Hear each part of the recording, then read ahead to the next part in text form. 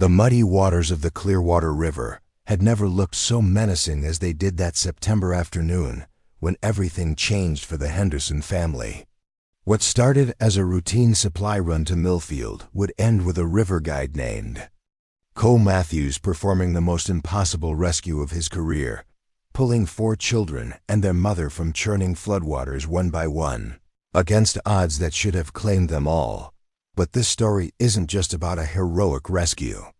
It's about what happens when a woman who's lost everything meets a man who spent his life saving others, and how sometimes the most broken people find exactly what they need in the most unexpected places. Before we jump back in, tell us where you're tuning in from, and if this story touches you, make sure you're subscribed, because tomorrow I've saved something extra special for you. The September heat pressed down on Riverside County like a weight that wouldn't lift.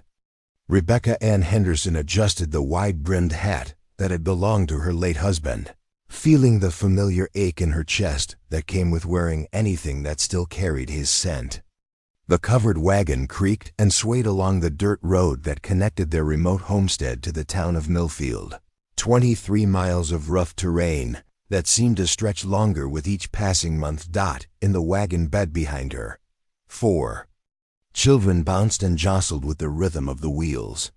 10-year-old Samuel, her eldest, sat with the serious expression he'd worn since his father's death 8 months ago, trying to be the man of the family at an age when he should have been worried about fishing and schoolwork. 8-year-old Lucy clutched her cornhusk doll against her chest, her strawberry blonde hair escaping from the braids Rebecca had woven that morning. The twins, 5-year-old Emma and Ethan, were playing a quiet game with wooden blocks their father had carved the previous Christmas, their innocent chatter the only sound that still brought Rebecca any real joy. The supply run to Millfield had become a monthly necessity since David's accident at the lumber mill. The compensation from Miller & Sons had lasted exactly 4 months, enough to cover the immediate needs and the burial costs, but not nearly enough to sustain a family of 5. On a homestead that required constant maintenance and investment, Rebecca had sold what she could: David's tools, the good china that had been her grandmother's, even her wedding ring when the children needed winter clothes and medicine for Lucy's persistent cough. Today's trip was different, though. Today carried the weight of a decision that had kept her awake for 3 weeks straight.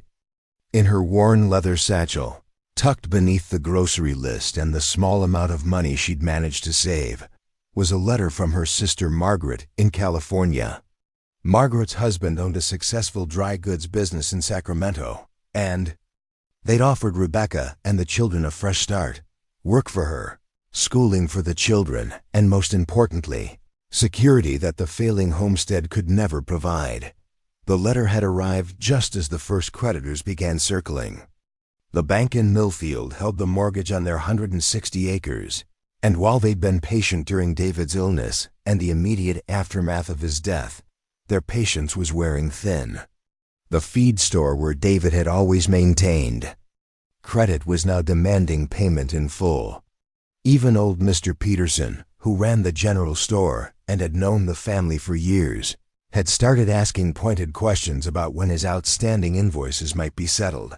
Rebecca knew the mathematics of their situation as clearly as she knew the landscape rolling past the wagon wheels. The homestead was failing. The crops David had planted in the spring had struggled without his experienced care, and her attempts at maintaining the farm while raising 4 children had proven woefully inadequate. The vegetable garden provided enough for their table, but nothing to sell. The few chickens that remained after she'd sold most of the flock gave them eggs but not income. The single milk cow was old and producing less each month. Most devastating of all, the well that had served the property for 15 years was showing signs of running dry. The water level had dropped significantly over the summer, and everyone in the county knew that digging a new well cost more money than most families saw in a year. Without reliable water, the homestead was worthless, and without the homestead, they had nothing. The children didn't know about the letter yet. They didn't know that today's trip to Millfield might be their last as residents of Riverside County. Rebecca had spent sleepless nights weighing the impossibility of their choices: stay and watch everything David had worked for crumble away while the children suffered, or abandon the only home they'd ever known for the uncertain promise of charity. From relatives who'd made their disapproval of David clear from the beginning, Margaret's letter had been kind but condescending, full of gentle suggestions about how Rebecca might have managed things differently, and pointed observations about the wisdom of leaving that God-forsaken wilderness for the civilized opportunities of California. The underlying message was clear: come to Sacramento, accept your dependence on our charity, and raise your children to be grateful for the rescue we're providing from your poor choices. Samuel's voice interrupted her brooding thoughts. "Mama, why does the sky look so strange today?" Rebecca looked up from the reins and felt her stomach tighten with concern. Dark clouds were building on the western horizon, moving faster than seemed natural. The air had taken on an oppressive quality that made the horses nervous, their ears flicking constantly and their pace becoming increasingly unsettled. The wind, which had been still all morning, was beginning to gust with an edge that carried the smell of rain and something else, the metallic scent that old-timers said came before the worst storms. "Just weather, sweetheart," she said, trying to keep worry out of her voice. "We'll be in Millfield long before any rain starts." But even as she spoke, Rebecca was calculating distances and timing. They were still 8 miles from town, traveling at the careful pace necessary to protect their aging wagon and the borrowed horses from Mr. Peterson's stable. The clouds were moving with the kind of speed that suggested a serious storm system, and the children's safety depended on reaching shelter before the weather turned dangerous. Lucy leaned forward from the wagon bed, her blue eyes wide with the kind of intuitive fear that children sometimes displayed when adults were trying too hard to seem calm. "Mama, the animals are acting funny." She was right. Along the road, cattle had gathered in tight groups near whatever shelter they could find. Birds that should have been singing in the afternoon heat were silent, and even the insects seemed to have disappeared.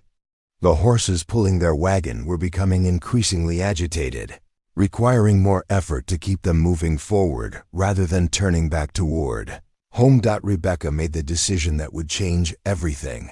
Instead of stopping to consider alternatives or trying to find shelter along the route, she urged the horses to increase their pace. The thought of being caught in a severe storm with 4 children in an open wagon was terrifying, but the thought of turning back and losing the entire day, and potentially missing their appointment with the banker who might extend their mortgage terms, seemed equally impossible. The first drops of rain began falling 20 minutes later, fat and warm and deceptively gentle. Emma and Ethan thought it was wonderful, tilting their faces up to catch the drops on their tongues and laughing at the sensation. Samuel and Lucy exchanged worried glances, old enough to understand that their mother's tension meant something more serious than a simple shower. Within 10 minutes, the gentle drops had become a steady rainfall. Within 20 minutes, it was a downpour that soaked through their canvas wagon cover and turned the dirt road into treacherous mud. The horses were struggling now, their hooves slipping in the increasingly soft ground, and Rebecca found herself fighting to maintain control as the wagon wheels skidded and lurched through ruts that were filling with water faster than seemed possible. "Mama," Samuel's voice carried real alarm now. "Look at the river." The Clearwater River, which ran roughly parallel to the road they were traveling, had always been a peaceful presence in the landscape. Fed by mountain springs and seasonal runoff, it normally ran clear and shallow, crossed by wooden bridges that local ranchers used to move cattle between pastures. Children learned to swim in its calm pools, and families picnicked along its gentle banks during Sunday outings. But the river, Rebecca saw when she turned to look, was nothing like the Clearwater she'd known all her life. The water was brown with runoff, moving fast and carrying debris that ranged from tree branches to what looked like pieces of buildings. The level had risen dramatically, reaching heights that covered the usual crossing points and lapped at the undersides of bridges that had stood safely above the water for decades. Flash flood.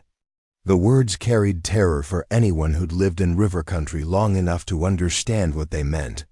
Somewhere upstream, probably in the mountains where they couldn't see it happening, enormous amounts of water were pouring into the Clearwater's tributaries. Rain that should have soaked into the ground was instead running off rock faces and hard-packed earth, gathering volume and speed as it rushed toward lower elevations. Rebecca's mind raced through their options. None of them good. Turning back meant traveling 8 miles through worsening conditions on a road that was becoming impassable. Going forward meant covering the remaining distance to Millfield, but it also meant crossing Wilkins Bridge, which spanned the deepest section of the Clearwater River and was already looking dangerously close to the flood level. The children had fallen silent, sensing the gravity of their situation even if they didn't fully understand it. The wagon lurched through another deep rut, and Rebecca felt one of the wheels sink alarmingly before the horses managed to pull it free. They couldn't continue much longer without risking getting completely stuck, but stopping in the open during a flash flood was potentially even more dangerous. "Samuel," she called back to her son, trying to project calm authority, "I need you to help me watch the road ahead. Tell me if you see any deep water or washouts."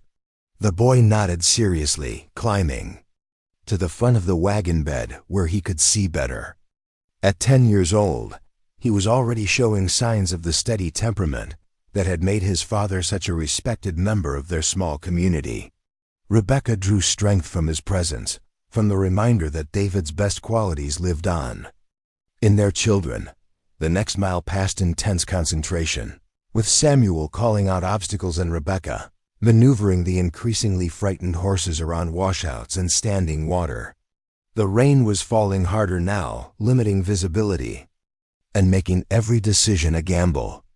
When they finally crested the hill that gave them a view of Wilkins Bridge, Rebecca's heart sank.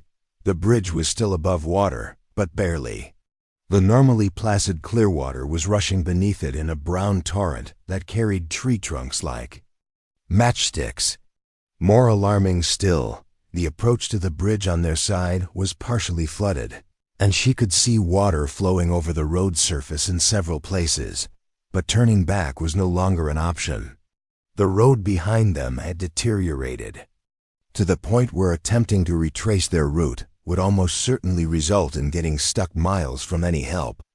The only choice was to push forward, cross the bridge as quickly as possible, and pray that they could reach Millfield before conditions became completely impassable.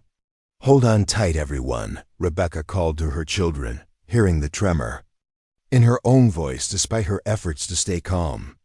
"We're going to cross the bridge now, and it might be a little bumpy." What happened next would replay in her memory with crystal clarity for the rest of her life. The wagon had made it, perhaps, halfway across Wilkins Bridge when the structure gave a shuddering groan that rose above even the sound of rushing water. The wooden supports, never designed to withstand the pressure of a flash flood, were failing under the enormous force of the current. Rebecca felt the bridge deck shift beneath the wagon wheels, and the horses reared in terror as they sensed the instability. She fought to control them, but it was too late. The bridge was breaking apart, and they were going down with it. The last thing she remembered clearly was the sensation of falling, the screams of her children, and the shocking cold of floodwater closing over her head as the Clearwater River claimed everything she had left in the world. Preparing and narrating this story took us a lot of time, so if you are enjoying it, subscribe to our channel. It means a lot to us. Now back to the story. Cole Matthews had been reading the Clearwater River's moods for 15 years, and he'd never seen her angry like this. From his position on the elevated platform of his guide station, perched on a bluff overlooking the main channel, he watched the transformed waterway with the grim fascination of someone who understood exactly how dangerous the situation had become. At 32, Cole possessed the kind of lean, weathered strength that came from a lifetime spent working rivers. His hands bore the scars of countless encounters with rocks, ropes, and rapids, while his sun-darkened face carried the permanent squint of someone who'd spent more time outdoors than in. Most people in Riverside County knew him as the quiet man who ran fishing expeditions and taught wealthy tourists from back east how to navigate white water. But today, his expertise would be tested in ways no guidebook could prepare for. The Clearwater River Guide Service had been Cole's life for over a decade. Built from nothing after he'd returned from the Spanish-American War, with wounds that ran deeper than the visible scar across his left shoulder. The river had saved him then, offering solitude and purpose when human company felt too complicated to manage, learning to read water, to understand the subtle signs that warned of danger or promised safe passage, had become his meditation and his salvation. But the river flowing past his station today bore no resemblance to the Clearwater he knew intimately. Fed by torrential rains in the mountain watersheds, swollen with runoff from surfaces too hard or saturated to absorb the deluge, it had become a brown monster carrying the debris of its rampage downstream. Trees that had stood for decades along the banks were now battering rams in the current. Pieces of buildings, fence posts, and the carcasses of unfortunate livestock swept past his observation point with sickening regularity. Cole had spent the morning evacuating his equipment and preparing for the worst.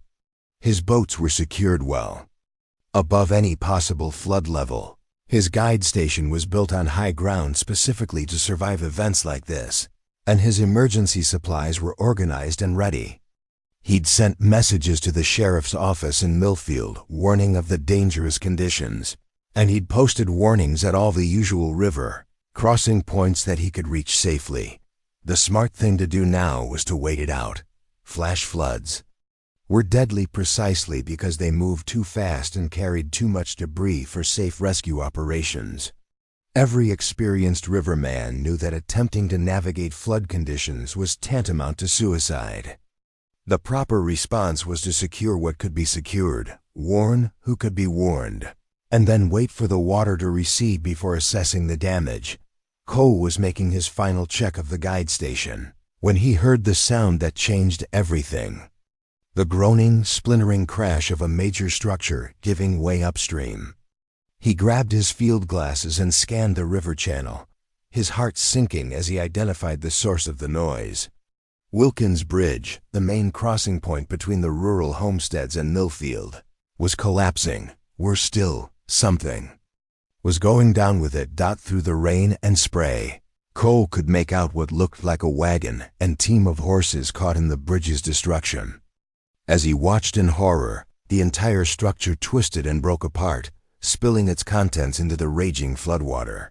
For a moment, everything disappeared beneath the brown surface, and Cole thought he'd witnessed a tragedy with no survivors. Then heads began appearing in the water. First one, then another, then more, small heads that could only belong to children, struggling against a current that would challenge an experienced swimmer under the best conditions. Cole didn't think. 15 years of river experience and military training took over, pushing aside the rational part of his mind that knew this was exactly the kind of heroic foolishness that created more victims than it saved.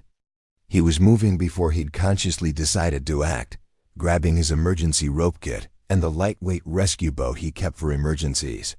The boat was designed for swift water rescue, narrow enough to maneuver in tight spaces, stable enough to handle rough conditions, equipped with specialized ropes and anchor points that allowed for quick deployment and recovery.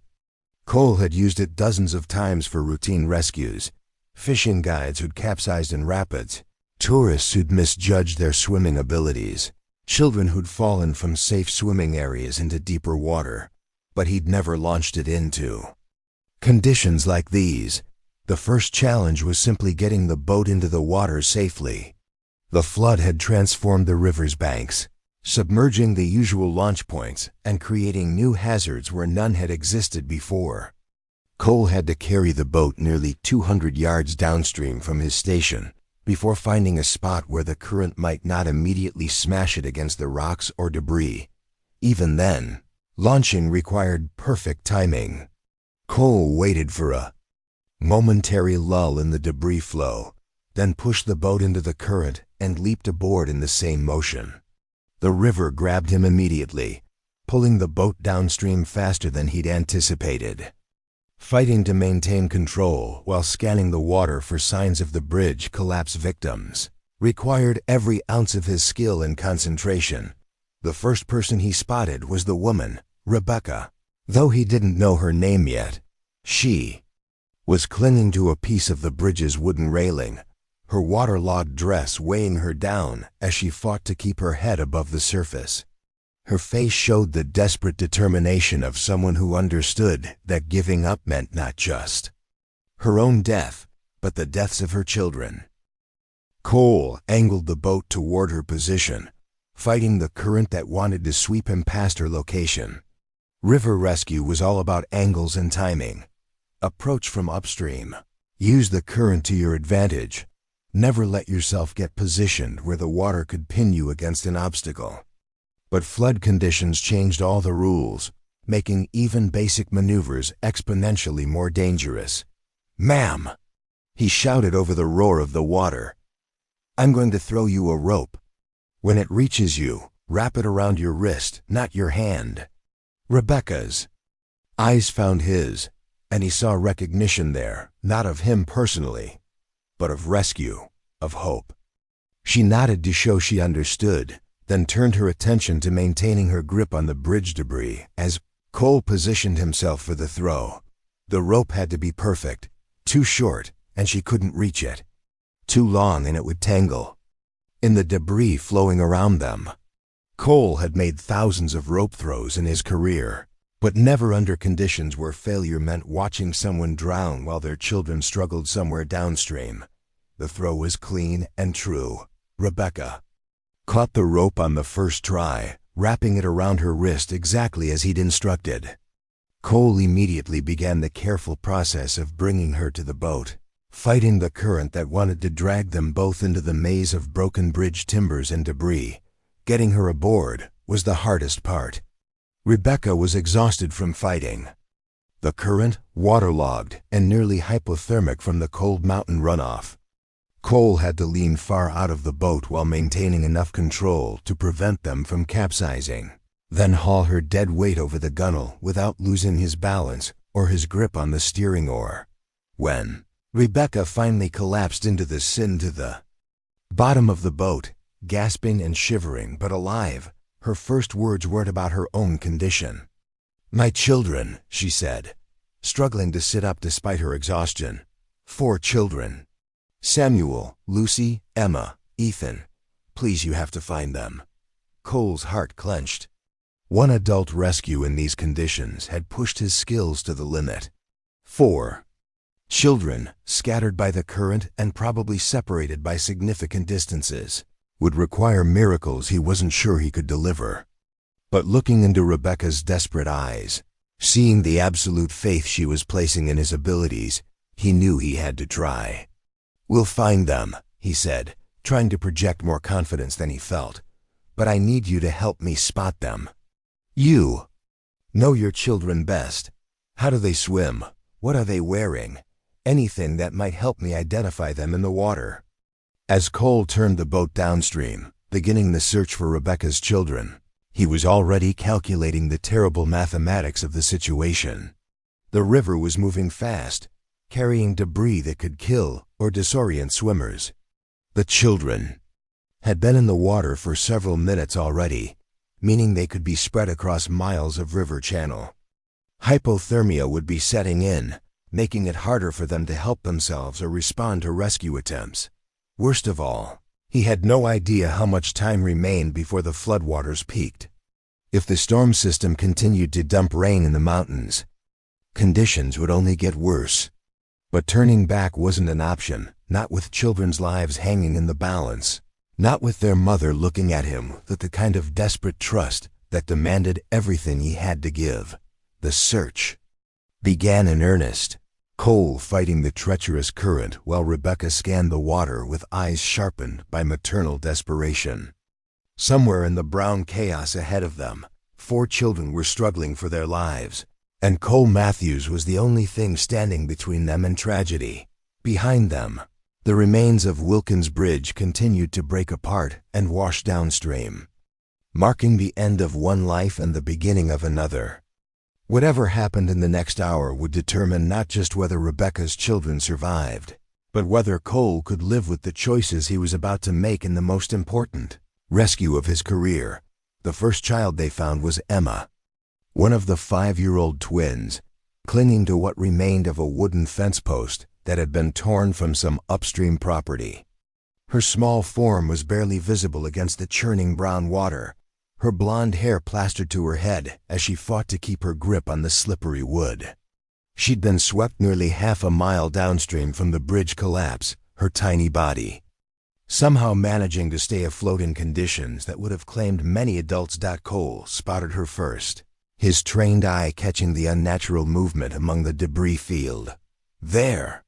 he shouted to Rebecca, pointing toward the small figure bobbing in the current, about 50 yards ahead, clinging to that fence post. Rebecca's anguished cry of recognition confirmed what Cole had hoped.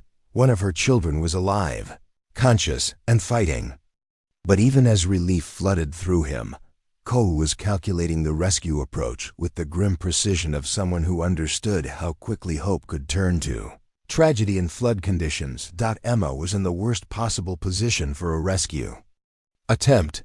The fence post she clung to was surrounded by a maze of larger debris, tree branches, pieces of buildings, and twisted metal that created a deadly obstacle course in the rushing water. The current was pushing everything toward a series of partially submerged boulders that formed natural rapids even under normal conditions. In flood stage, those rocks became a killing ground where the water's force could crush anything caught between stone and current. "She's too far from shore for a rope throw," Cole told Rebecca, his voice tight with concentration as he maneuvered the boat through the debris field. "I'm going to have to get close enough to pull her directly into the boat. When I tell you, grab this paddle and help me fight the current." The approach required threading the needle between catastrophe and salvation. Cole had to get close enough to reach Emma without allowing the boat to be swept into the boulder field or pinned against the larger debris. One miscalculation would kill them all. But leaving Emma where she was meant watching a 5-year-old child exhaust herself and drown within sight of rescue. As they drew closer, Cole could see the exhaustion written across Emma's small face. Her lips were blue with cold, and her grip on the fence post was weakening with each passing moment. Worse still, the post itself was beginning to break apart under the water's assault, splinters peeling away as the current worked to tear it completely free from whatever foundation had anchored it. "Emma!" Rebecca called out, her voice carrying over the roar of the flood. "Baby, hold on. We're coming to get you." The little girl's head turned toward the sound of her mother's voice, and Cole saw her face transform with desperate hope. She tried to call back, but her voice was too weak to carry over the water's noise.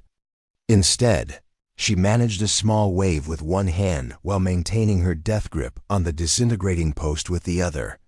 Cole brought the boat as close as he dared, using every technique he'd learned in 15 years of river work to hold position against the murderous current.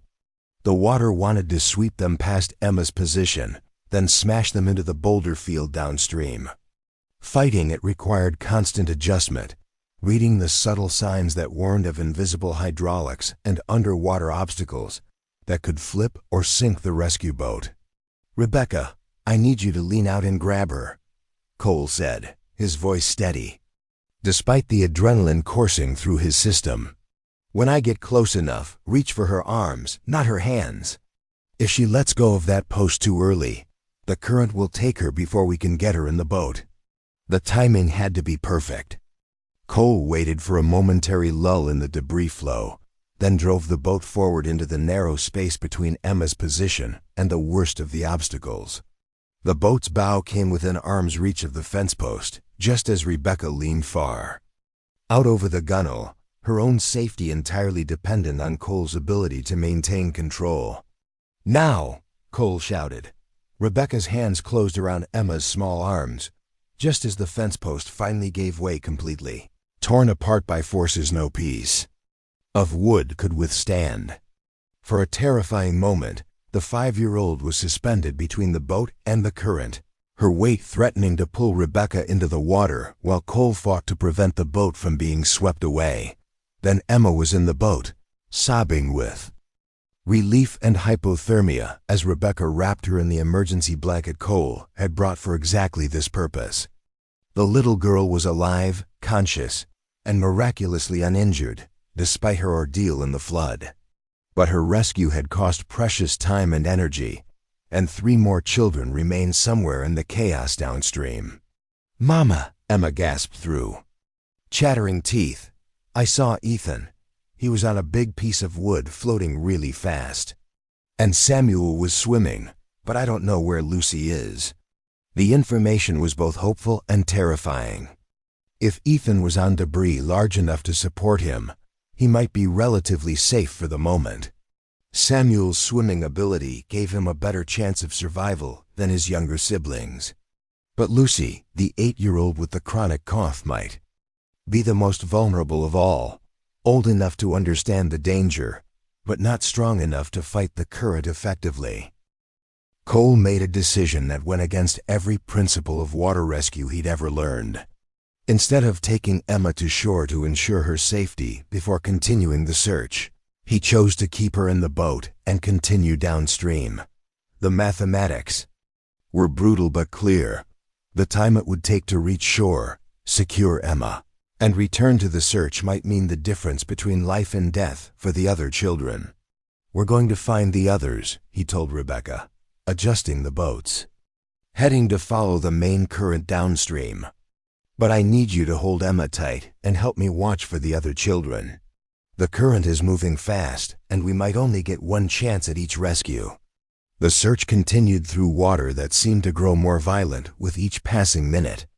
The rain had not lessened, and the river's level was still rising, bringing new debris and creating new hazards as the flood scoured the landscape upstream.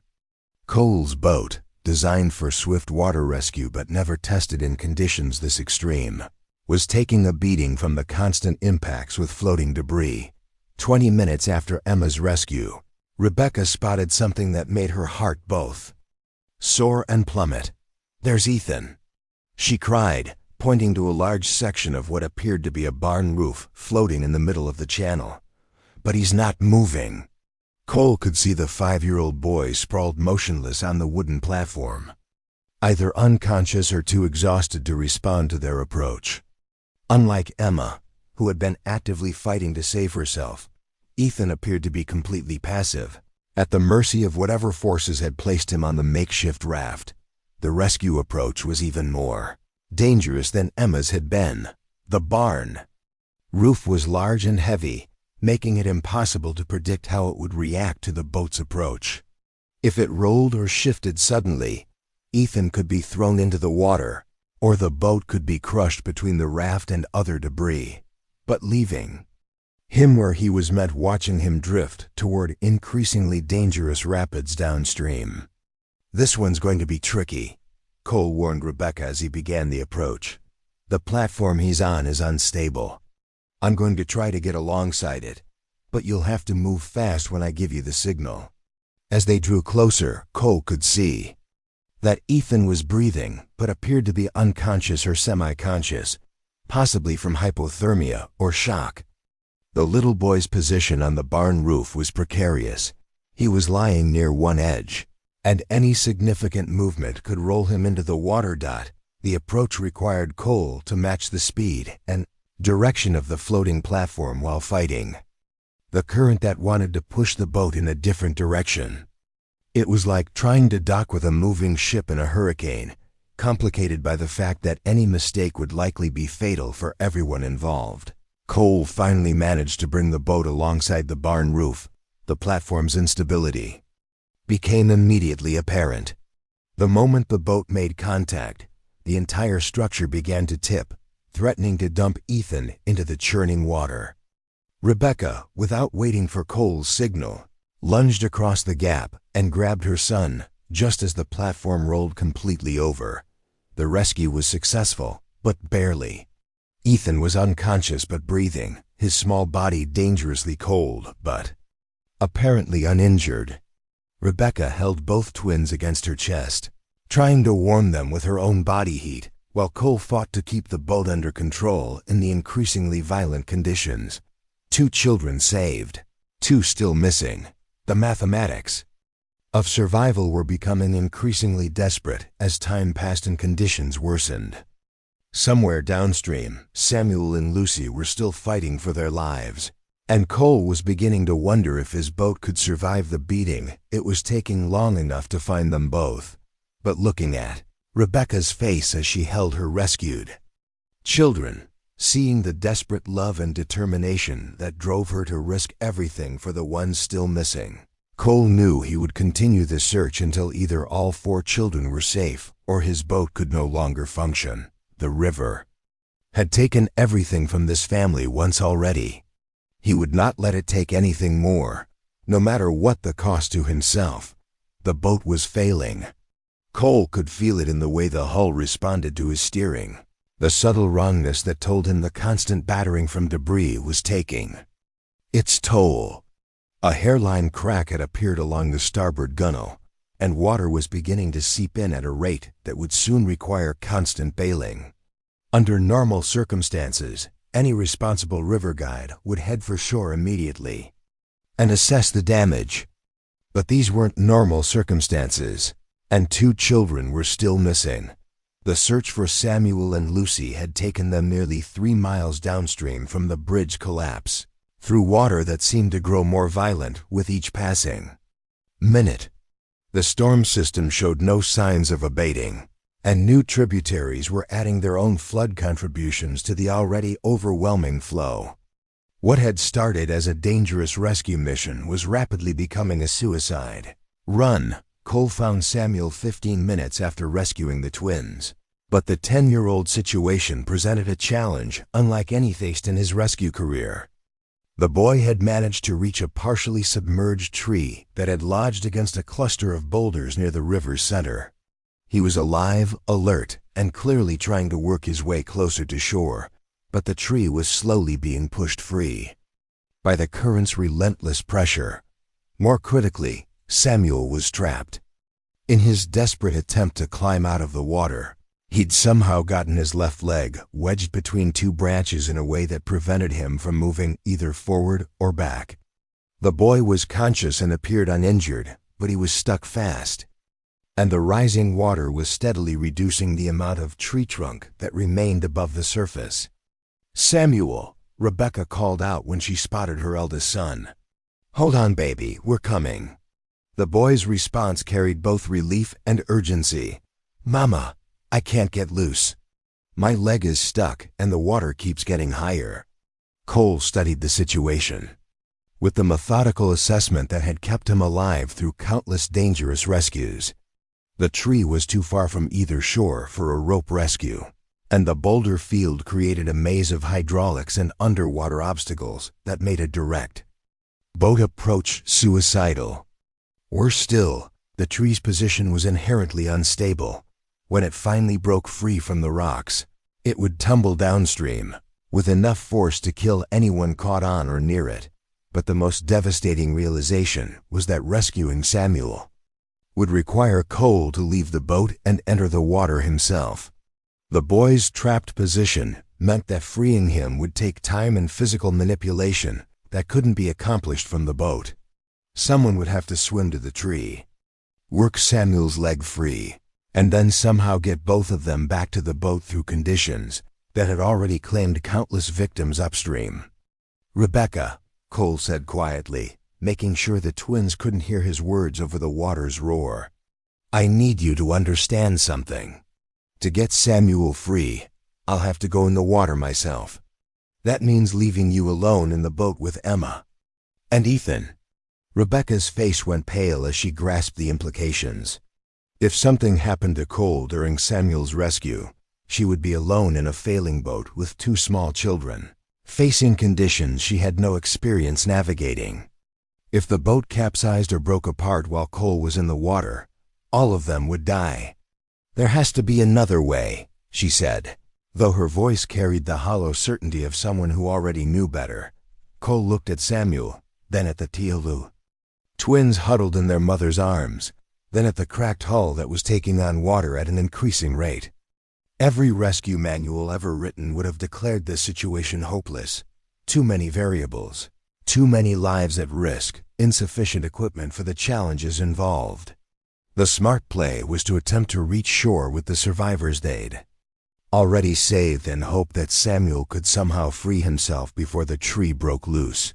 But looking at Rebecca's face, seeing the impossible choice written in her eyes, abandon one child to save two others, Cole knew he couldn't live with that decision. More than that, he recognized something of himself in Samuel's determined struggle against the trap that held him. 15 years ago, Cole had been trapped too, pinned under enemy fire in a Cuban jungle with injuries that should have been fatal. A fellow soldier had risked everything to save him, defying orders and common sense to pull Cole from what everyone else had considered a lost cause.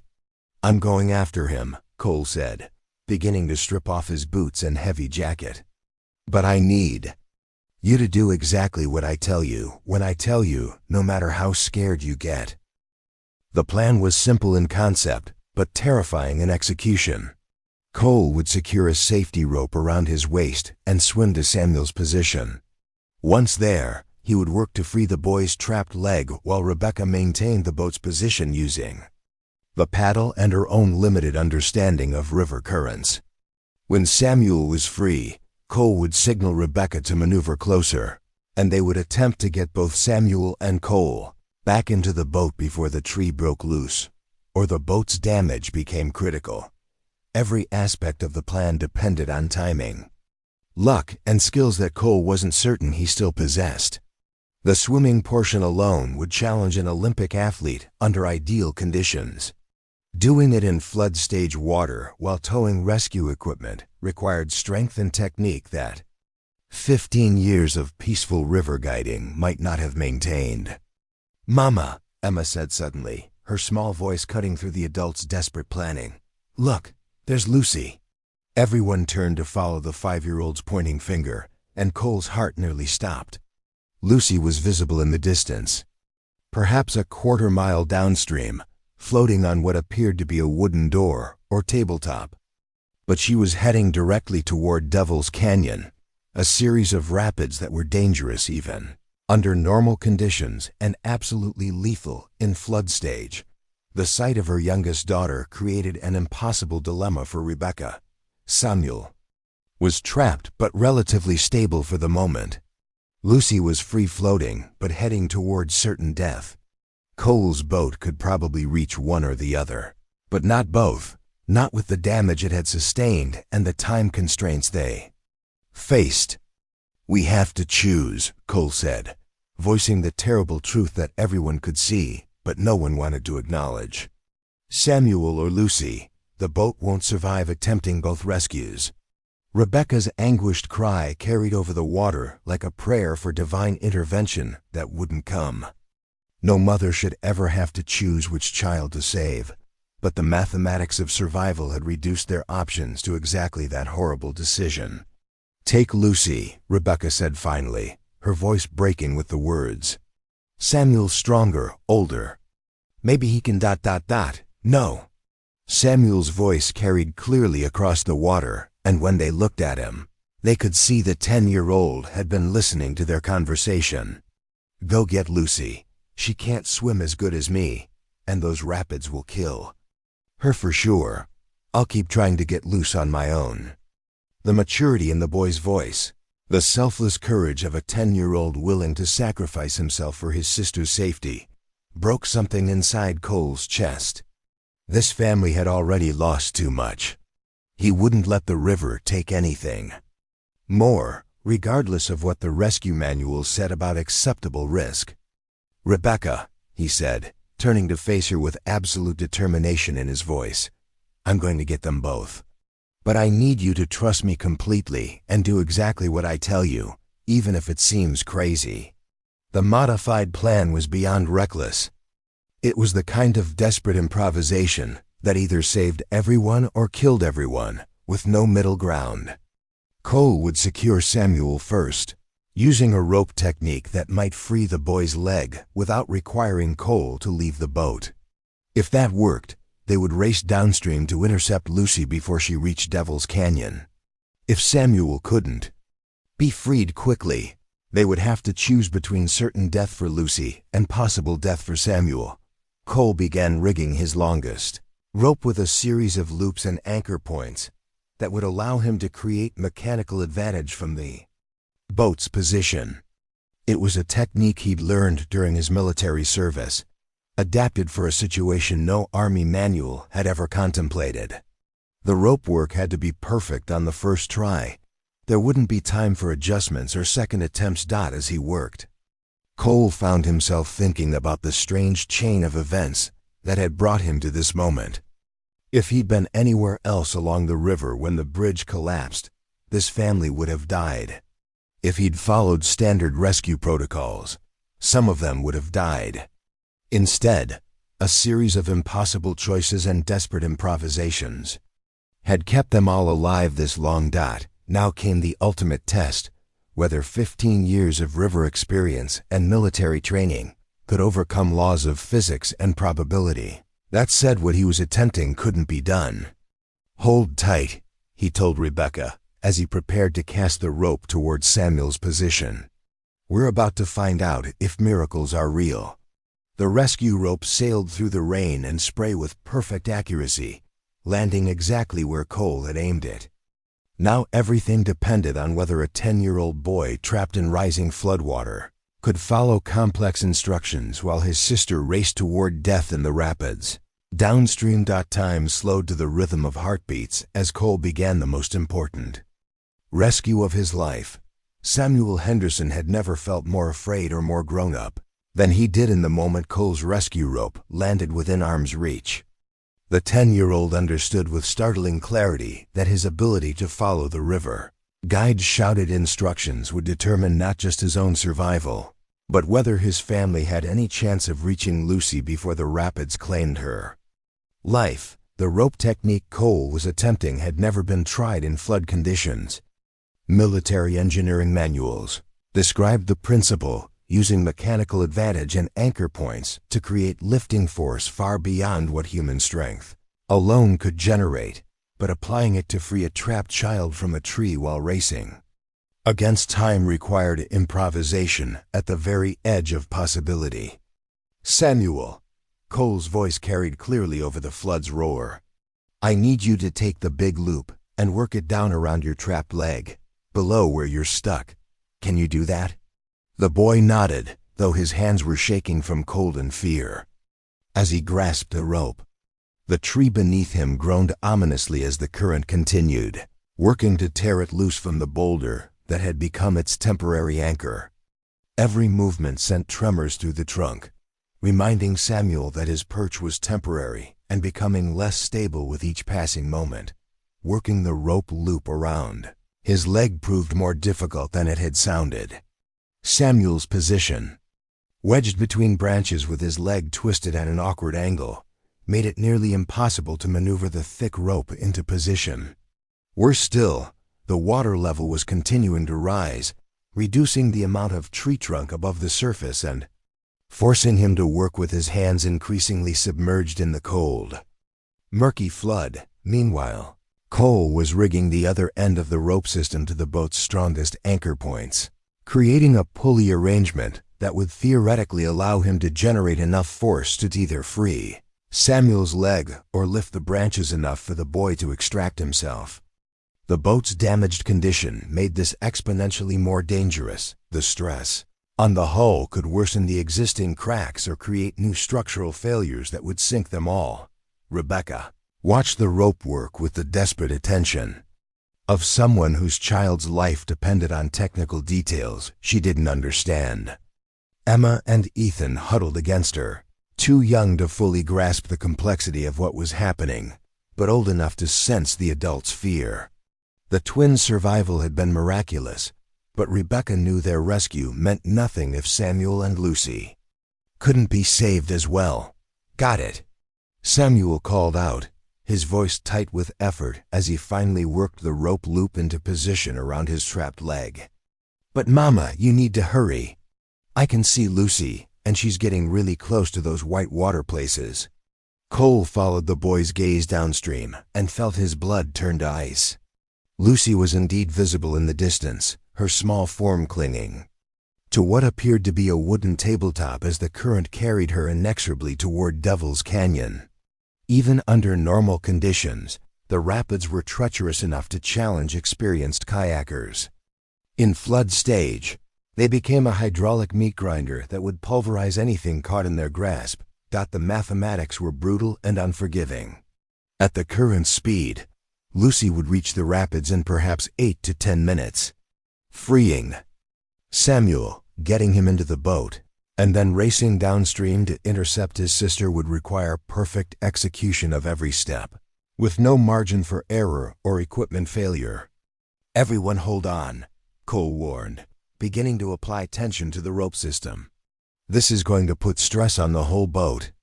Rebecca, if you see any new cracks opening up, tell me immediately." The first attempt nearly ended in disaster.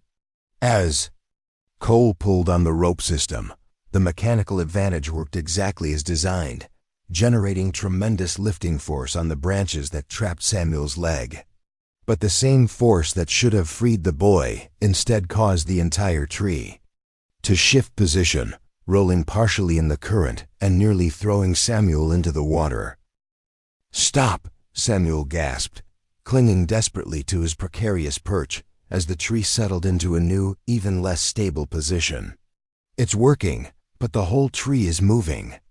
Cole immediately released tension on the rope, his mind racing through alternatives as precious seconds ticked away. The original plan wasn't working because the tree itself had become part of the problem. Instead of just freeing Samuel's leg, he needed to find a way to stabilize the entire structure, while applying lifting force to the specific branches that held the boy trapped. The solution came from an unexpected source. Emma, who had been quietly watching the rescue attempts, suddenly spoke up with the matter-of-fact observation that children sometimes use to cut through adult complications. "Why don't you tie the tree to those big rocks so it can't move around?" she asked. "Like when Daddy tied down the wagon cover so the wind wouldn't blow it away?" The suggestion was brilliant in its simplicity. Cole had been so focused on the mechanical aspects of freeing Samuel that he'd overlooked the obvious need to anchor the tree itself. Using his remaining rope, he could create a stabilizing line between the tree and the boulder field, preventing the trunk from rolling or shifting while he applied force to free Samuel's leg. But implementing Emma's idea required Cole to enter the water himself, the one thing he'd been trying to avoid.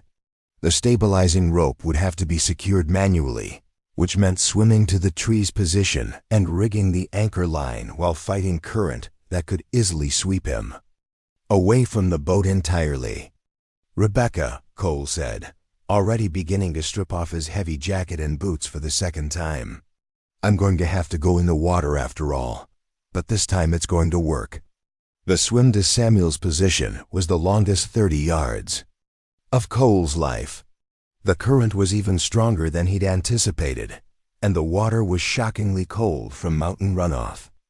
Debris continued to sweep past with lethal velocity, forcing him to constantly adjust his path to avoid collision with tree limbs and building fragments that could easily knock him unconscious.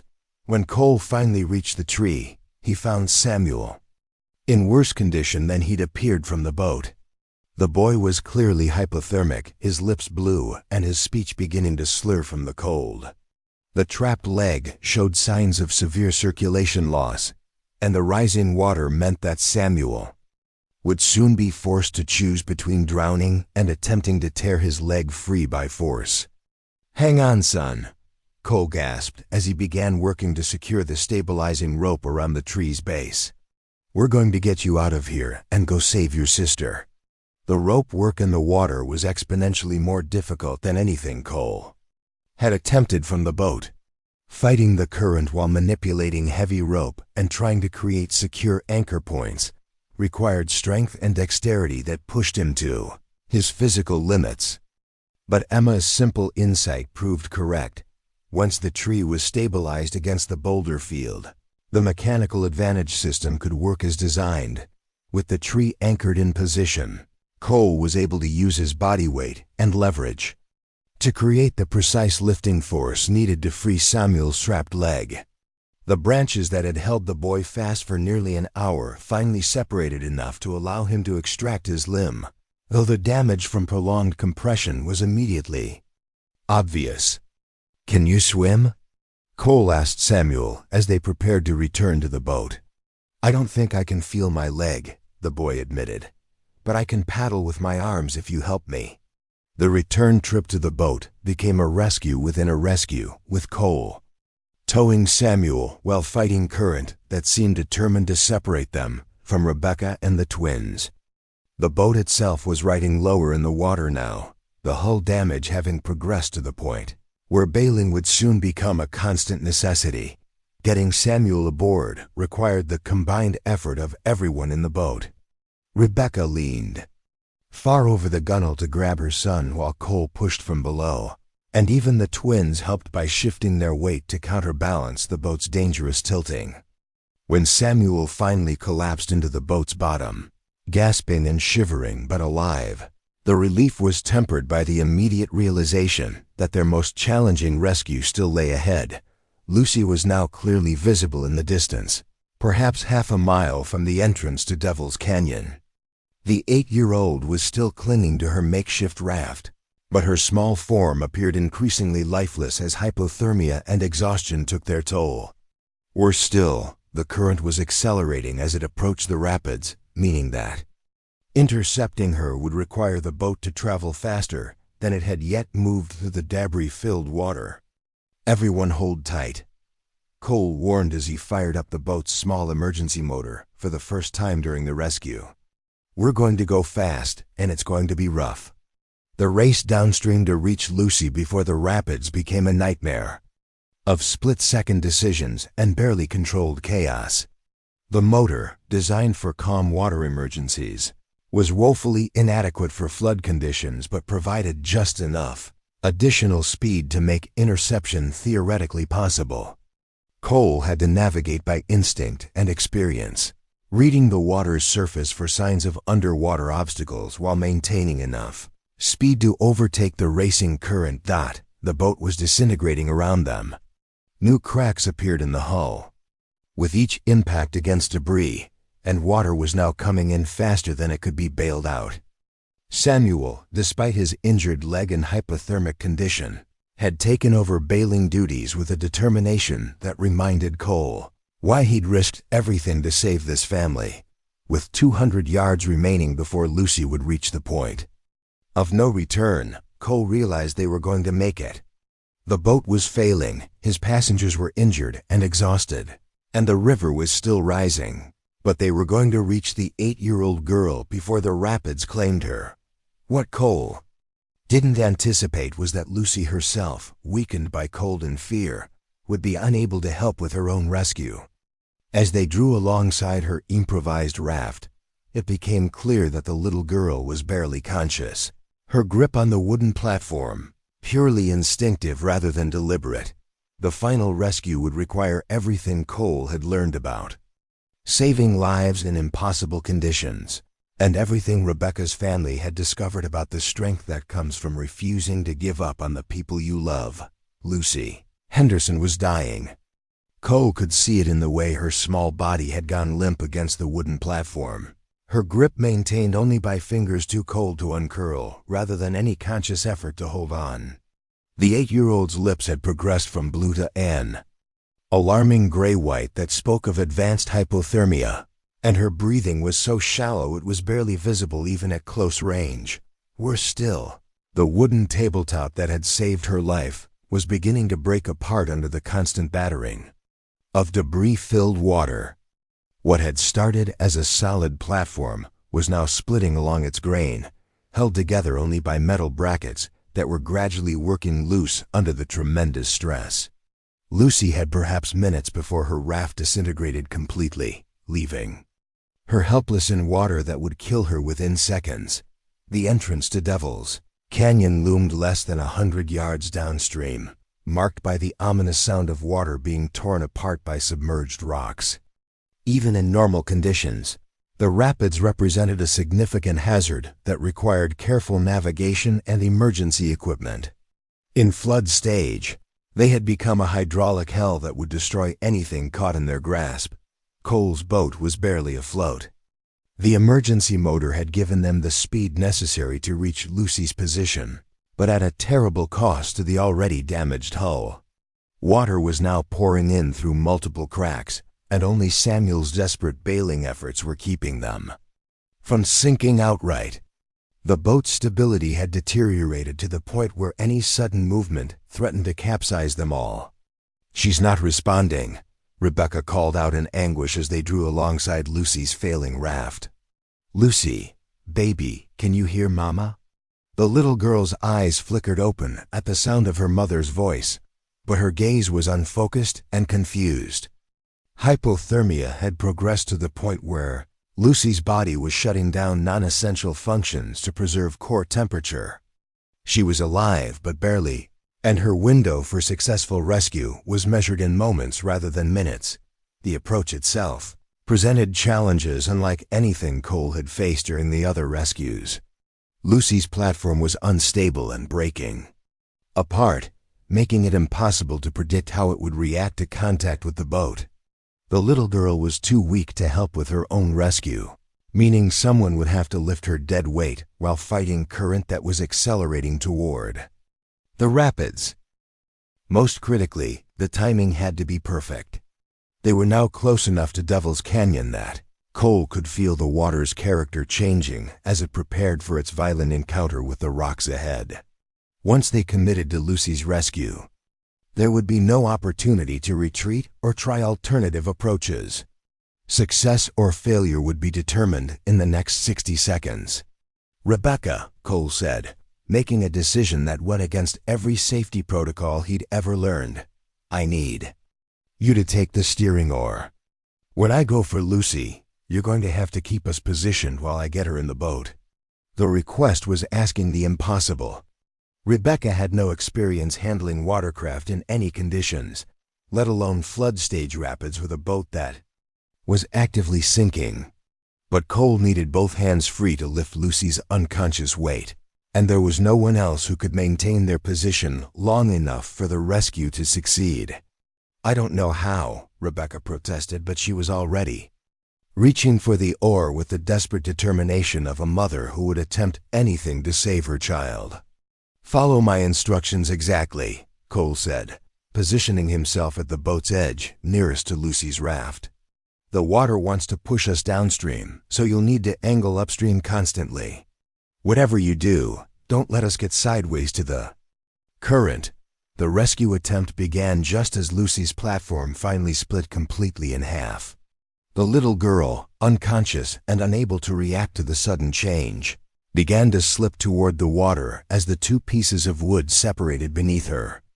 Cole lunged forward, stretching across the gap between boat and raft, just as Lucy's limp form started to slide into the flood. His hands closed around her arms at the exact moment she would have disappeared beneath the surface, but lifting an unconscious child from water level, while fighting the boat's instability and the current's pull required strength that Cole wasn't certain he still possessed. Lucy felt impossibly heavy, waterlogged clothing, and the dead weight of hypothermia making her small body as difficult to lift as an adult. The boat tilted dangerously as Cole hauled Lucy upward, taking on even more water through the damaged hull. Rebecca fought to maintain position with the steering oar, her movements clumsy but determined as she battled forces she didn't understand. Samuel continued bailing with mechanical precision despite his injured leg, understanding that stopping meant drowning for everyone. For a terrifying moment, it seemed the rescue would fail. Lucy's weight threatened to pull Cole into the water, while the boat's tilting brought them perilously close to capsizing. The twins, Emma and Ethan, clung to their mother with wide-eyed terror as the boat lurched and wallowed in the increasingly violent current. Then Samuel made a decision that probably saved them all. Despite his injured leg and exhausted condition, the 10-year-old abandoned his bailing duties and threw himself to the opposite side of the boat, using his body weight to counterbalance Cole's desperate efforts to lift Lucy aboard. The boat stabilized just enough for Cole to haul the unconscious girl over the gunwale and into the relative safety of the hull. Lucy was aboard, but she wasn't breathing. Cole had performed CPR countless times during his military service, but never under conditions like these. The boat was still taking on water. Rebecca was struggling to maintain control as they raced toward the rapids, and the platform on which he was attempting to revive an 8-year-old girl was tilting and lurching with every current change. "Come on, Lucy," he whispered, beginning chest compressions with the careful pressure appropriate for a child's small frame. "Your family needs you. Don't give up now." The first rescue breath brought no response. The second produced only a slight chest rise that might have been his imagination. As Cole prepared for the third attempt, he became aware that Rebecca was screaming his name with desperate urgency. "Cole, the rocks! We're heading straight for the rocks." Devil's Canyon had arrived, faster than anyone had anticipated. The entrance to the rapids was now less than 50 yards ahead, and the current's acceleration was making it increasingly difficult for Rebecca to maintain directional control. Her inexperience with the steering oar, combined with the boat's damage and instability, meant they were being drawn inexorably toward the killing waters ahead. Cole faced the most impossible choice of his life: continue CPR and hope to revive Lucy while allowing the boat to enter rapids that would certainly kill everyone aboard, or abandon his resuscitation efforts to help Rebecca navigate away from the rocks, potentially losing Lucy forever. The decision was made for him when Lucy suddenly convulsed, expelled flood water from her lungs, and drew a gasping breath that was the most beautiful sound Cole had ever heard. The little girl was alive, conscious, and breathing on her own, though still dangerously hypothermic and weak. "Hold her tight," Cole told Rebecca as he lunged for the steering oar. "Everyone get as low as possible in the boat." What followed was the most harrowing 5 minutes of navigation in Cole's career. The entrance to Devil's Canyon in flood conditions was like steering through liquid chaos, with hydraulics and cross-currents that could flip or crush the boat without warning. The damaged hull was taking on water faster than ever, requiring constant bailing from Samuel while Cole fought to find a path through the rocks that wouldn't kill them all. The boat struck submerged obstacles twice, impacts that opened new cracks and sent shockwaves through the failing hull. Emma screamed as a wall of water crashed over the bow, soaking everyone and adding to the weight that was dragging them deeper into the water. Rebecca clutched Lucy against her chest, trying to share body heat with the unconscious girl while protecting her from the violent movements that threatened to throw everyone overboard. But somehow, impossibly, they made it through. Cole's intimate knowledge of the river's normal patterns, combined with 15 years of experience reading water under extreme conditions, allowed him to thread the needle between certain death and miraculous survival. When they finally emerged from the rapids into the calmer water beyond, the boat was more than half full of water and sinking fast, but everyone was alive. "There!" Samuel called out, pointing toward the eastern shore with excitement that cut through exhaustion and hypothermia. "I can see people. And horses." A rescue party from Millfield had finally reached the river, drawn by reports of the bridge collapse and the impossibly dangerous rescue attempt they'd witnessed from the bluffs above Devil's Canyon. Sheriff Morrison and 6 volunteers were waiting with horses, blankets, and medical supplies that represented salvation for the Henderson family. but the boat was sinking too fast to reach shore under its own power. With less than 200 yards remaining between them and safety, Cole realized they might lose everything after all the impossible rescues had succeeded. "Everyone out," he ordered, making the final calculated risk of the day. "We're going to swim for shore. Samuel, can you make it with your injured leg?" "I can make it, Mr. Matthews," the boy replied with quiet determination. "We all can. We've come too far to quit now." The final swim to shore became a family effort, with Cole supporting Lucy while Rebecca helped the twins, and Samuel pushed through pain and exhaustion to reach the rescue party waiting on the bank. When they finally collapsed onto solid ground, surrounded by blankets and concerned voices, the Henderson family was complete, alive, and together against odds that should have been impossible to overcome. Cole Matthews had pulled 4 children and their mother from certain death, one by one, in the most challenging rescue of his career. But as he watched the family reunite on the riverbank, he realized the rescue had changed him as much as it had saved them. 3 days after the rescue, Rebecca Henderson sat in Dr. William Garrett's office in Millfield, watching her children play quietly in the corner while the physician delivered news that would reshape their lives forever. Lucy was recovering well from her hypothermia and near drowning. Samuel's leg showed no signs of permanent damage despite the circulation loss, and the twins had bounced back with the remarkable resilience that seemed reserved for 5-year-olds, who hadn't yet learned that some experiences should leave lasting scars. But the Henderson family's physical recovery was only part of a much larger story that was still unfolding across Riverside County. The flash flood had been the worst natural disaster in the region's recorded history, claiming 12 lives and destroying property worth hundreds of thousands of dollars. Entire homesteads had been swept away, livestock losses numbered in the thousands, and the economic impact would be felt for years to come. "Your children are remarkably fortunate, Mrs. Henderson," Dr. Garrett said, closing the medical files that documented their miraculous survival. "In 30 years of practicing medicine, I've never seen anyone survive the kind of exposure they experienced.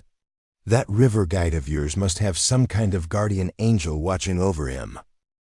Cole Matthews had become something of a local legend in the 3 days since the rescue, though the man himself seemed deeply uncomfortable with the attention. Sheriff Morrison had declared the rescue the most heroic act I've witnessed in 25 years of law enforcement, and the Millfield Gazette had run a front-page story that described the impossible saves in detail that made them sound even more dramatic than they had been. But Rebecca understood something about Cole that the newspaper accounts and public praise had missed entirely. The rescue had cost him something profound, had taken him to a place where the careful walls he'd built around his emotions since the war had finally crumbled completely. She'd seen it in his eyes during those terrifying moments in the boat. The way his professional composure had gradually given way to something raw and desperate as he'd fought to save children who reminded him of everything he'd lost and everything he'd never allowed himself to hope for. The practical implications of their survival were becoming clear now that the immediate medical crisis had passed. The Henderson homestead was gone, swept away so completely that searchers had found only scattered debris and the foundation stones of what had once been their house. The livestock had perished, the crops were destroyed, and even the well that had provided their water for 15 years had been filled with debris and contaminated beyond use. Margaret's letter from California remained in Rebecca's possession, but it felt like a relic from another life now. The sister who had offered grudging charity to a desperate widow with 4 children would likely have very different feelings about taking in a family that had become the focus of regional news, coverage, and public sympathy. More importantly, Rebecca herself had changed during those terrifying hours on the flood-swollen river, had discovered reserves of strength and determination that made accepting charity feel like a betrayal of what she'd survived. "Dr. Garrett," she said, gathering her courage to voice thoughts that had been forming since the moment they'd reached shore, I need to ask you something about employment opportunities in Millfield. The physician raised an eyebrow. Are you thinking of staying in the area? I would have thought the experience might make you want to move somewhere. Drier. This is our home, Rebecca replied, surprised by the conviction in her own voice. My husband is buried here, my children were born here, and I'm not going to let a river chase us away from the only place we've ever belonged. The conversation that followed would have seemed impossible a week earlier, when Rebecca had been a desperate widow with no prospects and 4 children to feed. But the flood had changed the region's employment landscape as dramatically as it had changed the physical geography. The rebuilding effort would require workers with a wide range of skills, and business owners who had lost everything were looking for partners and employees who understood the value of starting over from nothing. Dr. Garrett himself needed help. His longtime nurse had moved to Colorado to care for aging parents just before the flood, and the increased patient load from flood-related injuries and illnesses was more than he could handle alone. Rebecca's experience caring for her children through various illnesses and injuries, combined with her obvious competence under pressure, made her an attractive candidate for training as a medical assistant. The work would be demanding, he warned. Long hours, difficult cases, and some situations that might bring back memories of what you've been through.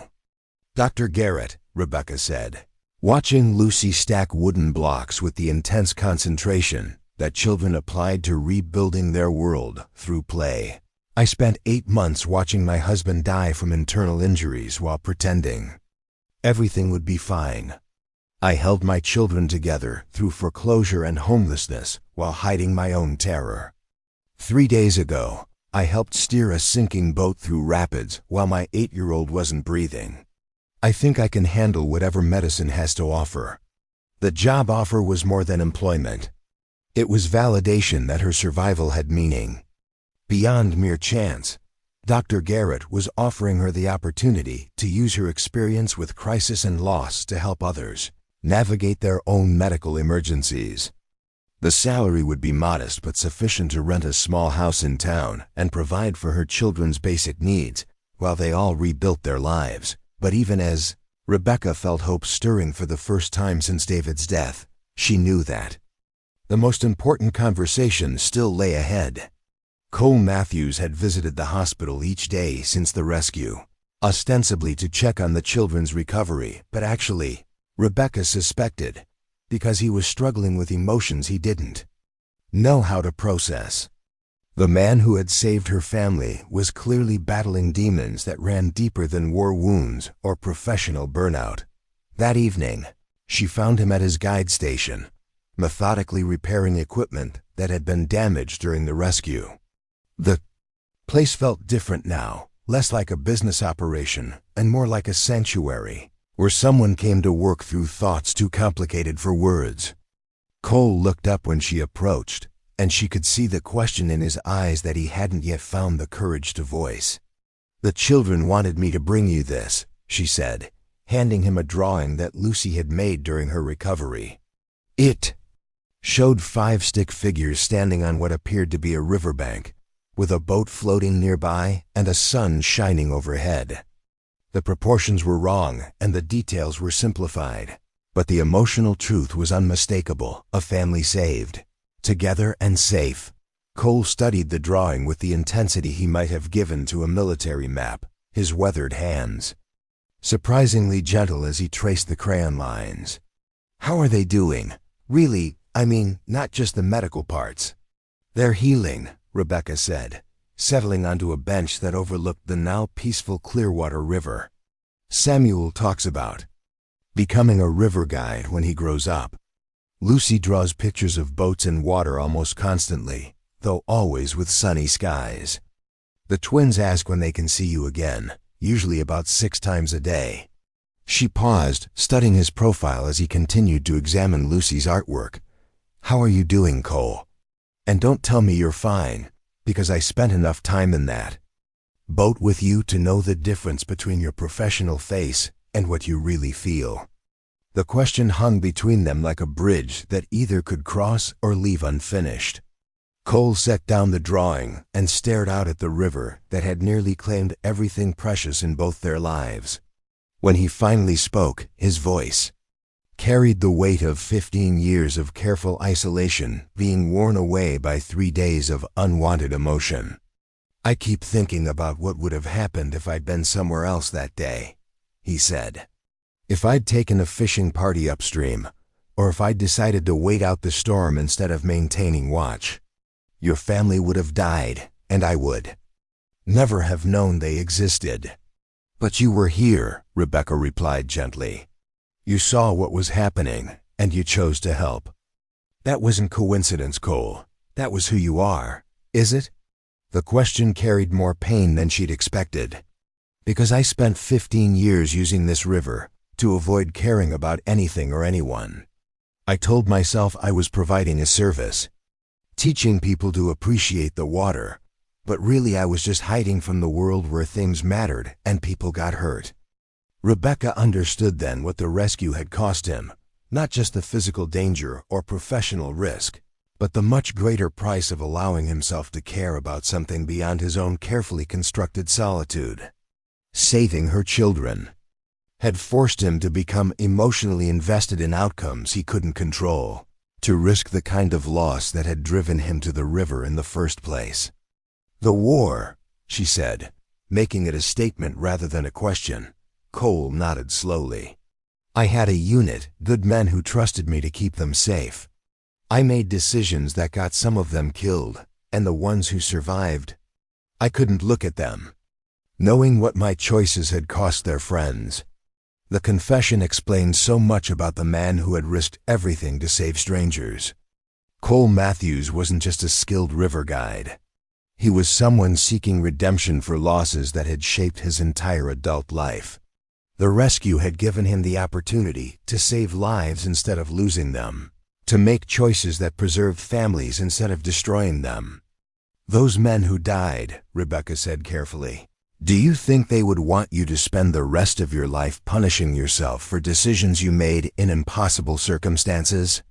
"I don't know," Cole admitted. "But I know your children are. Alive because I was here when they needed help. And for the first time in 15 years, that feels like it might be enough to balance the scales."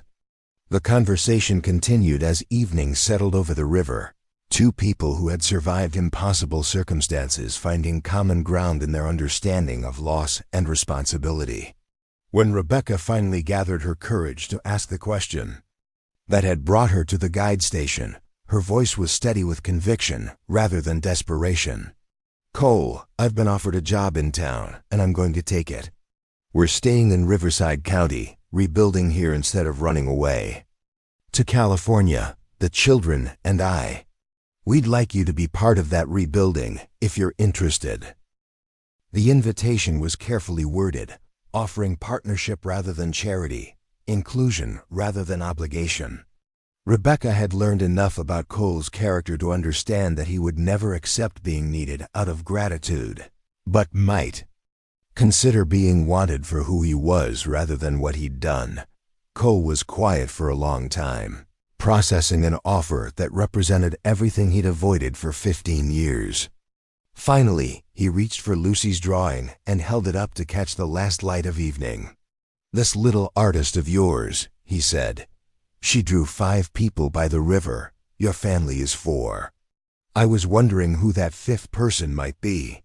Rebecca looked at the drawing again, seeing it through his eyes for the first time. Lucy had indeed drawn 5 figures, and the extra one was standing slightly apart from the family group, but clearly part of the same scene. "I think," Rebecca said with a smile that felt like sunrise after the longest night of her life, "that Lucy might be smarter than all of us put together." 6 weeks after the flood, Rebecca Henderson's new life in Millfield was taking shape in ways she couldn't have imagined during those desperate months on the failing homestead. The small house she rented on Maple Street was nothing like the sprawling property she and David had built together, but it had something their old home had never possessed: the feeling of a future that extended beyond mere survival. Working as Dr. Garrett's medical assistant had proven more challenging and rewarding than she'd anticipated. The flood's aftermath had brought a steady stream of patients dealing with injuries, illnesses, and psychological trauma that tested her newly developing skills daily. Yesterday alone, she'd helped treat a rancher's broken arm, assisted with the birth of twins whose mother had been displaced by the disaster, and provided comfort to an elderly woman whose anxiety attacks had worsened since losing her home to the floodwaters. But it was the work itself that had surprised her most. Rebecca discovered she possessed an intuitive understanding of how to calm frightened patients, how to anticipate Dr. Garrett's needs during complex procedures, and how to balance professional competence with genuine compassion, the skills she'd developed caring for David during his final illness, and for her children through various crises, translated perfectly to medical work that felt more like calling than employment. "You have a gift for this," Dr. Garrett had told her the previous week after she'd successfully talked a panicked logger through having a deep cut sutured without anesthesia. "Most people either have the technical skills or the bedside manner. You seem to have both naturally." The children had adapted to town life with the resilience that had carried them through the flood itself. Samuel attended the local school and had quickly established himself as the boy who'd survived Devil's Canyon, a reputation that brought both admiration from classmates and responsibility he wore with surprising maturity. Lucy's artistic talents had flourished under the encouragement of her teacher, Miss Patricia Walsh, who'd recognized exceptional ability in the drawings that had started as flood processing and evolved into sophisticated observations of the world. Around her, Emma and Ethan had found their place among the kindergarten students with typical 5-year-old adaptability, though their play often involved elaborate games about boats and rivers that made other parents nervous and proud in equal measure. Their teacher had mentioned to Rebecca that the twins showed unusual cooperation and problem-solving abilities, qualities that had probably been sharpened by their shared survival experience. The financial stability that came with regular employment had allowed Rebecca to begin planning beyond immediate necessities. She'd opened a savings account at Millfield Bank, the same institution that had been prepared to foreclose on their homestead just 2 months earlier. The irony wasn't lost on her that she now banked with people who'd once been her creditors. But President Harrison Mitchell had been genuinely apologetic about the family's earlier difficulties and had gone out of his way to offer favorable terms on her new accounts. But the most significant change in their lives centered around Cole Matthews and the gradual way he'd become part of their daily routine. What had started as awkward visits to check on the children's recovery had evolved into regular dinners at Rebecca's house, fishing expeditions with Samuel, art lessons with Lucy, and the kind of comfortable domestic rhythm that felt both natural and miraculous. Cole had proven surprisingly adept at adapting his solitary lifestyle to accommodate the chaos of family life. His river guide experience had taught him patience and observation skills that translated perfectly to understanding what each child needed at different moments. Samuel craved the kind of practical knowledge that Cole possessed in abundance: how to read weather patterns, tie knots that wouldn't fail under pressure, understand the subtle signs that warned of danger in natural settings. Lucy responded to Cole's quiet appreciation for her artistic vision, the way he studied her drawings with the same intensity he brought to reading river conditions. The twins had simply adopted him as an additional parent without question or ceremony. Emma and Ethan seemed to operate on the assumption that any adult who participated in their rescue was automatically family, and they treated Cole's presence with the matter-of-fact acceptance that children reserve for facts as basic as sunrise and dinner time. But it was Cole's relationship with Rebecca herself that had surprised everyone, including them. The intense shared experience of the rescue had created a foundation of trust and understanding that bypassed the usual tentative stages of adult courtship. They'd seen each other under the worst possible circumstances and had discovered compatibility. that went far deeper than surface attraction or social convenience. Cole brought practical knowledge and emotional stability that complemented Rebecca's natural warmth and intuitive understanding of people's needs. She helped him reconnect with parts of himself that 15 years of isolation had nearly buried, while he provided the kind of steady partnership that allowed her to pursue personal growth without worrying about her children's security. Their relationship had developed with the careful deliberation of two people who'd learned that life could change catastrophically without warning, but who'd also discovered that shared purpose could create something stronger than either could achieve alone. They spent evenings on Rebecca's front porch while the children played in the yard, talking through decisions about work, child-rearing, and the gradual process of building a life together without rushing toward commitments that needed time to develop properly. The turning point came on a crisp October evening when Samuel approached them with the kind of serious expression that meant he'd been thinking about something important for quite some time. The 10-year-old had inherited his father's tendency toward careful consideration of complex issues, and when he'd reached a conclusion about something that mattered, his opinions carried weight that adults ignored at their peril. "Mr. Matthews," Samuel said, settling onto the porch steps with the formality he used when preparing to address grown-up topics, "I've been thinking about our family situation, and I want to ask you something important." Cole and Rebecca exchanged glances, recognizing that whatever Samuel had decided to discuss would probably be more perceptive and direct than most adult conversations about the same topics. "What's on your mind, son?" Cole asked, using the casual endearment that had developed naturally over their weeks of shared meals and fishing expeditions. "Are you planning to marry my mother?" Samuel asked with the straightforward approach that cut through all the careful dancing around the subject that the adults had been doing. "Because if you are, I think you should know that we all approve. And if you're not, I think you should know that we'd like you to reconsider." The question hung in the evening air like a challenge and an invitation combined. Rebecca felt her heart stop for a moment, not because Samuel's observation was wrong, but because it forced into the open a conversation she and Cole had been approaching carefully for weeks without quite reaching.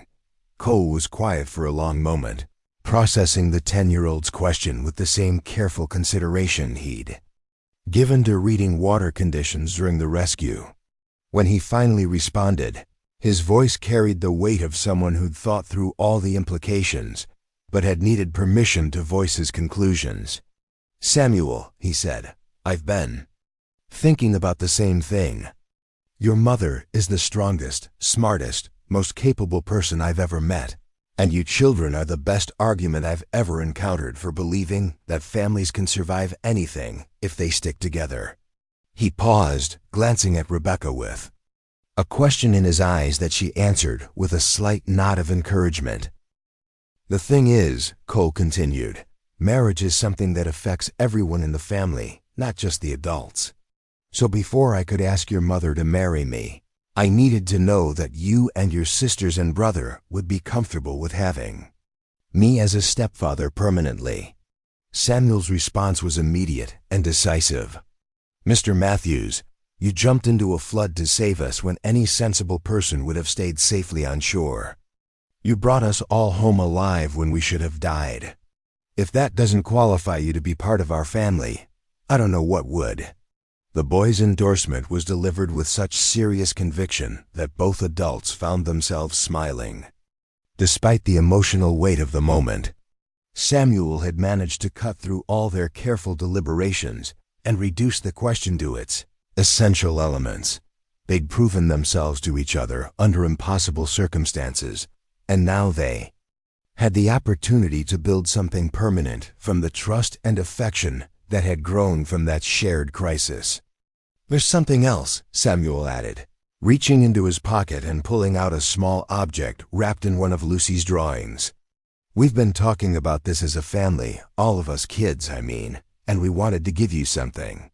The wrapped object was David Henderson's wedding ring, the one Rebecca had sold months earlier to buy winter clothes for the children.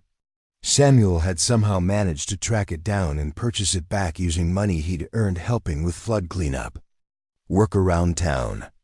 We know it belonged to our father, Samuel explained.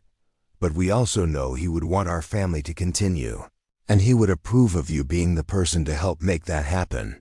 We thought maybe you could use this when you ask Mama to marry you so Daddy could be part of the ceremony too. The gesture broke something loose in Cole's chest that had been locked away since the war. These children, who'd lost their father and nearly lost their lives, were actively working to create a new family that honored their past while embracing their future. They were offering him not just acceptance, but genuine adoption into a unit that had proven its strength under the worst possible conditions. Rebecca was crying openly now, overwhelmed by her children's maturity and generosity, by the careful way they'd orchestrated this moment to give the adults permission to formalize what everyone already understood about their commitment to each other. Cole accepted the ring with hands that trembled slightly, understanding that he was receiving much more than a piece of jewelry. He was being entrusted with the continuation of a family legacy, with the responsibility of helping raise children who would grow up understanding that love could survive any catastrophe and that families could be created by choice as well as birth. "Samuel," he said, his voice rough with emotion, "you tell your sisters and brother that I accept this gift and the responsibility that comes with it. And you can tell them that I'm going to do my best to be worthy of the trust you're placing in me." The proposal itself, when it came later that evening after the children had been tucked into bed, was almost anticlimactic after Samuel's orchestrated family endorsement. Cole and Rebecca sat on the front porch swing that had become their favorite place for important conversations, watching the stars emerge over a town that was rebuilding itself from flood damage with the same determination their own relationship had shown. "Rebecca," Cole said, taking her hand and feeling David's ring warm against his palm, "your son has made it very clear that I'm supposed to ask you something important. Has he now?" Rebecca replied with a smile that carried both amusement and anticipation. "And what might that be? Will you marry me?" Cole asked, presenting the ring that represented continuity and new beginnings in equal measure. "Will you let me help you finish raising those remarkable children of yours? And will you help me become the kind of man who deserves to be part of your family?" Rebecca's answer was everything he'd hoped for and more, a yes that encompassed not just acceptance but genuine enthusiasm for the future they would build together. As she slipped David's ring onto Cole's finger, a temporary arrangement until they could shop for wedding bands together, she understood that they were creating something unprecedented, a marriage built on shared survival, mutual respect, and the kind of love that had been tested by catastrophe and proven unbreakable. The wedding planning could wait. Tonight was about understanding that their family had officially become permanent, and that the children who'd survived a flash flood had gained not just a stepfather, but a man who would spend the rest of his life ensuring that they never faced danger alone again. The letter arrived on a Tuesday morning in late November, delivered by the Postal Service with the same routine efficiency as bills and advertisements, carrying no external hint of the bombshell it contained. Rebecca was preparing breakfast before her shift at Dr. Garrett's office when Sheriff Morrison knocked on her door, his expression serious in a way that immediately brought back memories of that terrible day when everything had changed. "Mrs. Henderson," he said, removing his hat with the formal courtesy he reserved for delivering difficult news, "I need to speak with you about something that's come to light regarding your late husband's accident." The words sent ice through Rebecca's veins. David's death had been thoroughly investigated 8 months earlier, ruled an unfortunate workplace accident that had resulted from a mechanical failure at the lumber mill. The case had been officially closed, compensation had been paid, and everyone involved had moved on to dealing with the practical consequences of the tragedy. What new information could possibly emerge after all this time? Has something happened with the mill? she asked, inviting the sheriff inside while trying to keep her voice steady enough not to alarm the children, who were finishing their breakfast before school. Sheriff Morrison glanced at Samuel, Lucy, Emma, and Ethan, all of whom had stopped eating to listen to the adult conversation with the acute attention that children developed when they sensed important information being discussed. "Perhaps we could speak privately," Rebecca asked Cole, who'd been helping Samuel with his arithmetic homework, to walk the children to school while she dealt with whatever the sheriff needed to discuss. The fact that Morrison had come to her house rather than asking her to visit his office suggested something serious enough to require privacy and discretion. When they were alone, the sheriff pulled a folded document from his jacket pocket, his weathered hands handling it with the careful respect reserved for evidence that could change lives. "Yesterday, I received this letter from a railroad detective named Thomas Brennan. He's been investigating a series of what appeared to be unrelated accidents at various industrial sites across 3 states. Rebecca accepted the letter with growing dread, recognizing that whatever she was about to learn would complicate the careful new life she'd built from the ashes of her old one. The detective's handwriting was precise and professional, but the content was anything but routine. The letter detailed a pattern of suspicious accidents at lumber mills, mining operations, and manufacturing plants throughout the region. Each incident had involved the failure of crucial safety equipment, resulting in injuries or deaths that had initially appeared to be the result of poor maintenance or operator error. But when examined collectively, the accidents showed signs of deliberate sabotage designed to look like mechanical failure. David Henderson's death at Miller & Sons lumber mill was the 7th such incident on Detective Brennan's list. "Sabotage," Rebecca's voice came out as barely a whisper. "You're telling me that David was murdered?" "That's what the investigation suggests," Sheriff Morrison replied carefully. "The detective has identified similarities in the equipment failures that go beyond coincidence. Someone with extensive mechanical knowledge has been targeting industrial operations, but the sabotage is sophisticated enough that each individual incident appeared accidental until they were analyzed as a pattern. The implications were staggering. David's death hadn't been a random tragedy or the result of corporate negligence. Someone had deliberately caused the equipment failure that had crushed him, had planned and executed a murder that had devastated his family and set in motion the chain of events that had nearly killed his children in a flood. But even more disturbing was the question of motive. David had been a quiet, honest accountant who'd worked at the mill for 5 years without making enemies or uncovering financial irregularities. He'd been well liked by his coworkers, respected by management, and completely uninvolved in the kind of labor disputes or business rivalries that might motivate violence. Who would want to hurt David? Rebecca asked, struggling to process information that undermined everything she'd believed about her husband's death. He wasn't involved in anything dangerous or controversial. He kept the books, made sure everyone got paid correctly, and came home every night to help the children with their homework. Sheriff Morrison spread additional papers across Rebecca's kitchen table, documents that painted a more complex picture of the sabotage investigation. According to Detective Brennan, the targets weren't chosen randomly. Each victim was someone who had access to financial records or operational information that could expose larger criminal activities. The detective's theory was that someone was systematically eliminating potential witnesses to an extensive embezzlement and fraud scheme that operated across multiple industrial operations.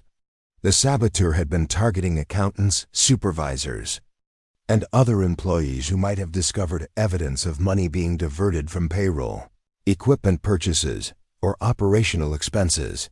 David's position as the mill's bookkeeper would have given him access to exactly the kind of financial information that could expose such a scheme. His attention to detail and honest nature would have made him a significant threat to anyone skimming money from the operation, especially if they'd been sloppy about covering their tracks. "Detective Brennan wants to interview you," Sheriff Morrison continued, to see if David ever mentioned anything unusual about the mill's finances, or if he seemed worried about something at work in the weeks before his death. Rebecca found herself thinking back to those final months of David's life, searching for signs she might have missed at the time. He had seemed more tired than usual, working longer hours and bringing paperwork home more frequently.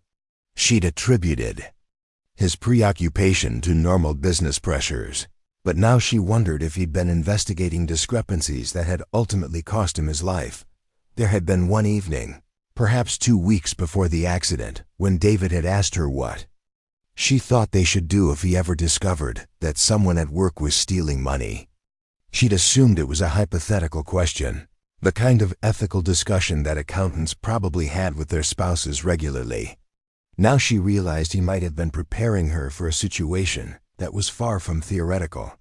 He was building a case, she said suddenly, the pieces falling into place with horrible clarity. David had found evidence of theft, but he was being careful about how he handled it. He always said that accusations without proof were just gossip, and gossip could destroy innocent people's reputations. The sheriff made notes as Rebecca recalled details that had seemed insignificant at the time, but now carried sinister implications. David had been working late several nights a week, claiming he was reviewing old records to ensure accuracy for an upcoming audit. He'd been asking questions about normal procedures for reporting financial irregularities to authorities. Most tellingly, he'd begun making copies of certain documents and storing them in a locked box at home, rather than leaving everything at the mill. "Where's that locked box now?" Sheriff Morrison asked with obvious interest. Rebecca's heart sank as she realized the answer. "It was in our house when we lost the homestead to foreclosure. Everything we couldn't carry was left behind, including David's papers and personal effects.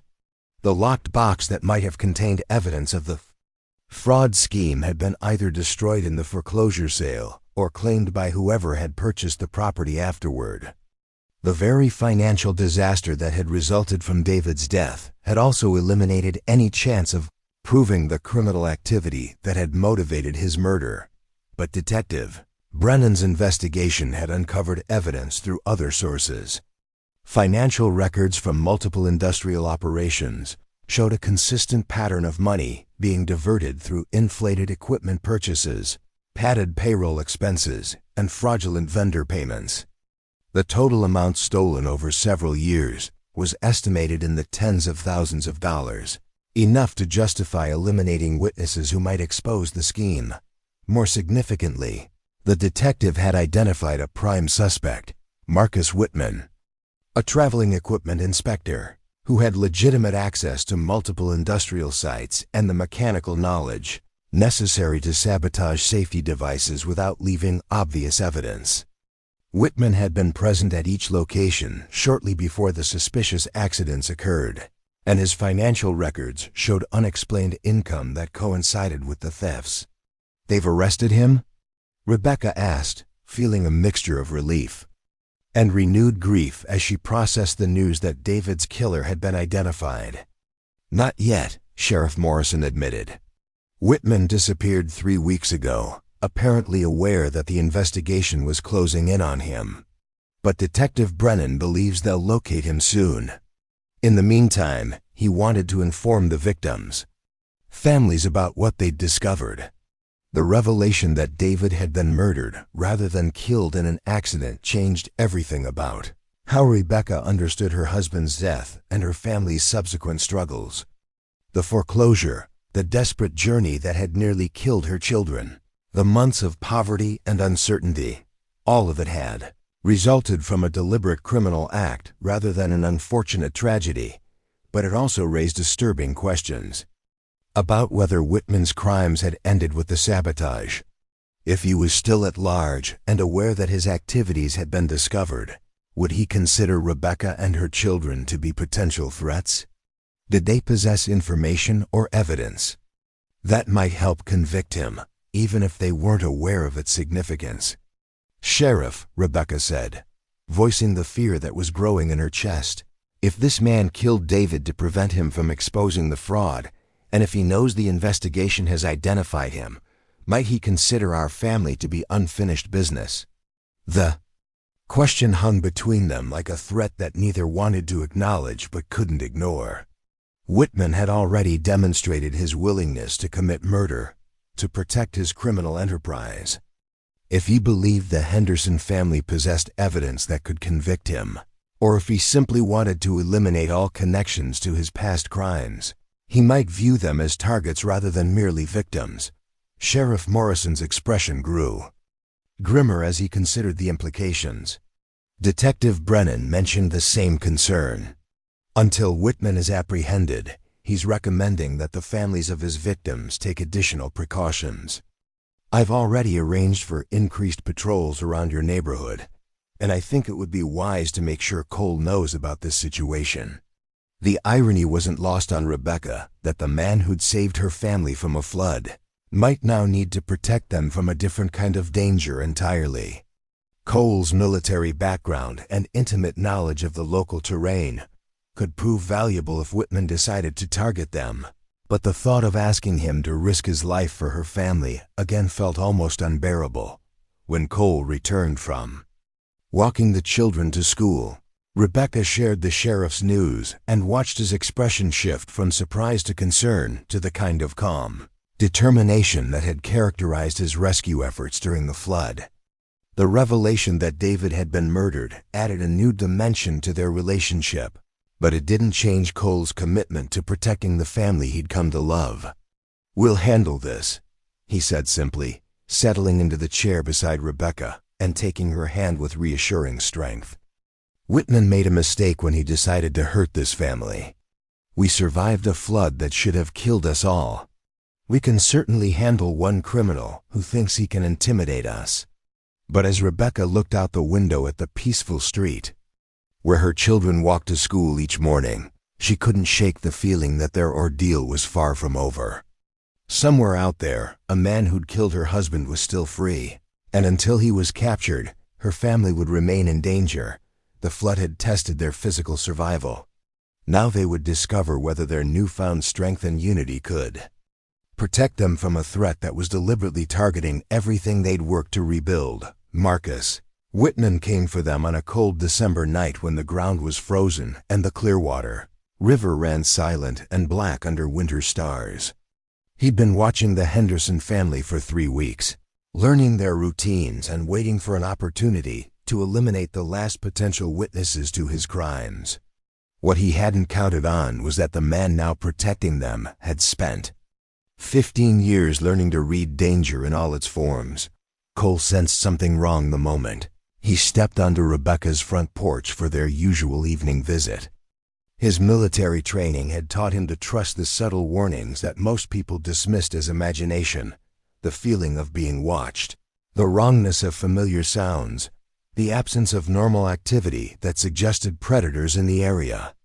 Tonight, every instinct he possessed was screaming danger. "Rebecca," he called softly through the front door, "bring the children to the back of the house, now."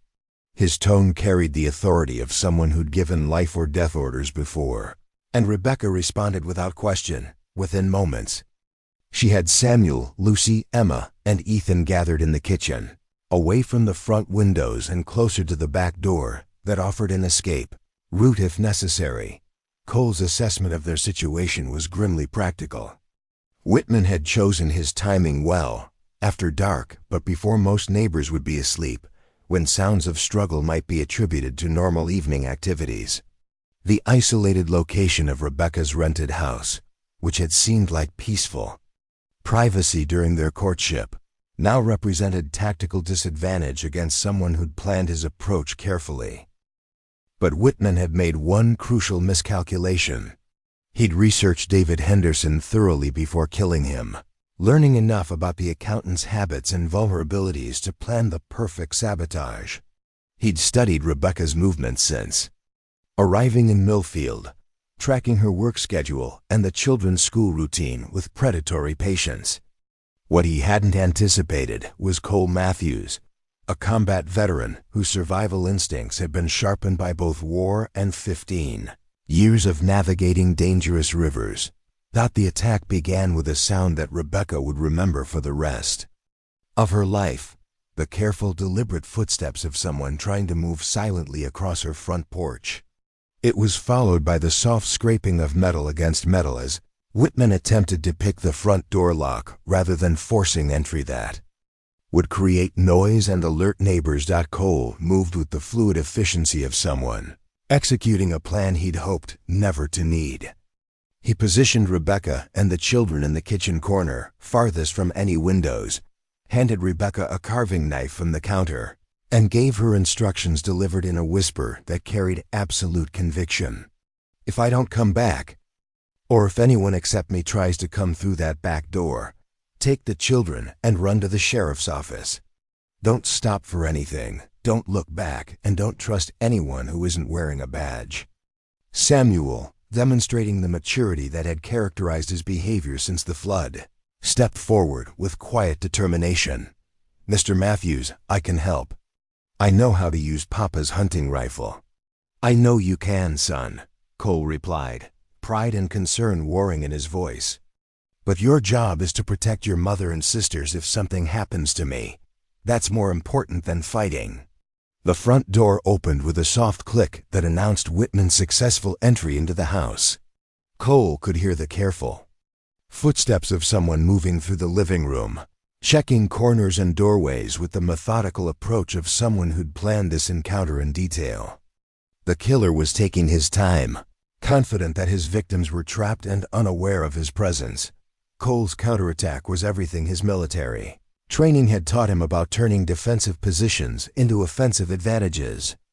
Instead of waiting for Whitman to reach the kitchen, he moved to intercept the intruder in the narrow hallway that connected the front and back of the house.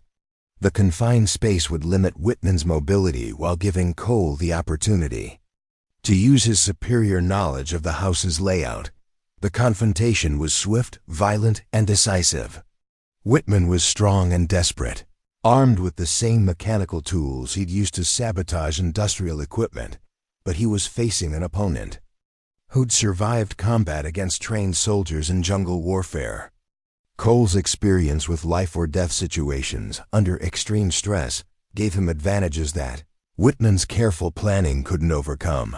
When Sheriff Morrison arrived 15 minutes later in response to Rebecca's frantic telephone call, he found Whitman unconscious and securely tied with rope that Cole had produced from his truck, the same type of rescue rope that had saved the Henderson family from the flood months earlier. The irony wasn't lost on anyone that the tools used to preserve life had now been employed to capture someone who dedicated himself to destroying it. Detective Brennan arrived from the state capitol the following morning to take custody of Whitman and to close a case that had consumed 18 months of investigation across 3 states.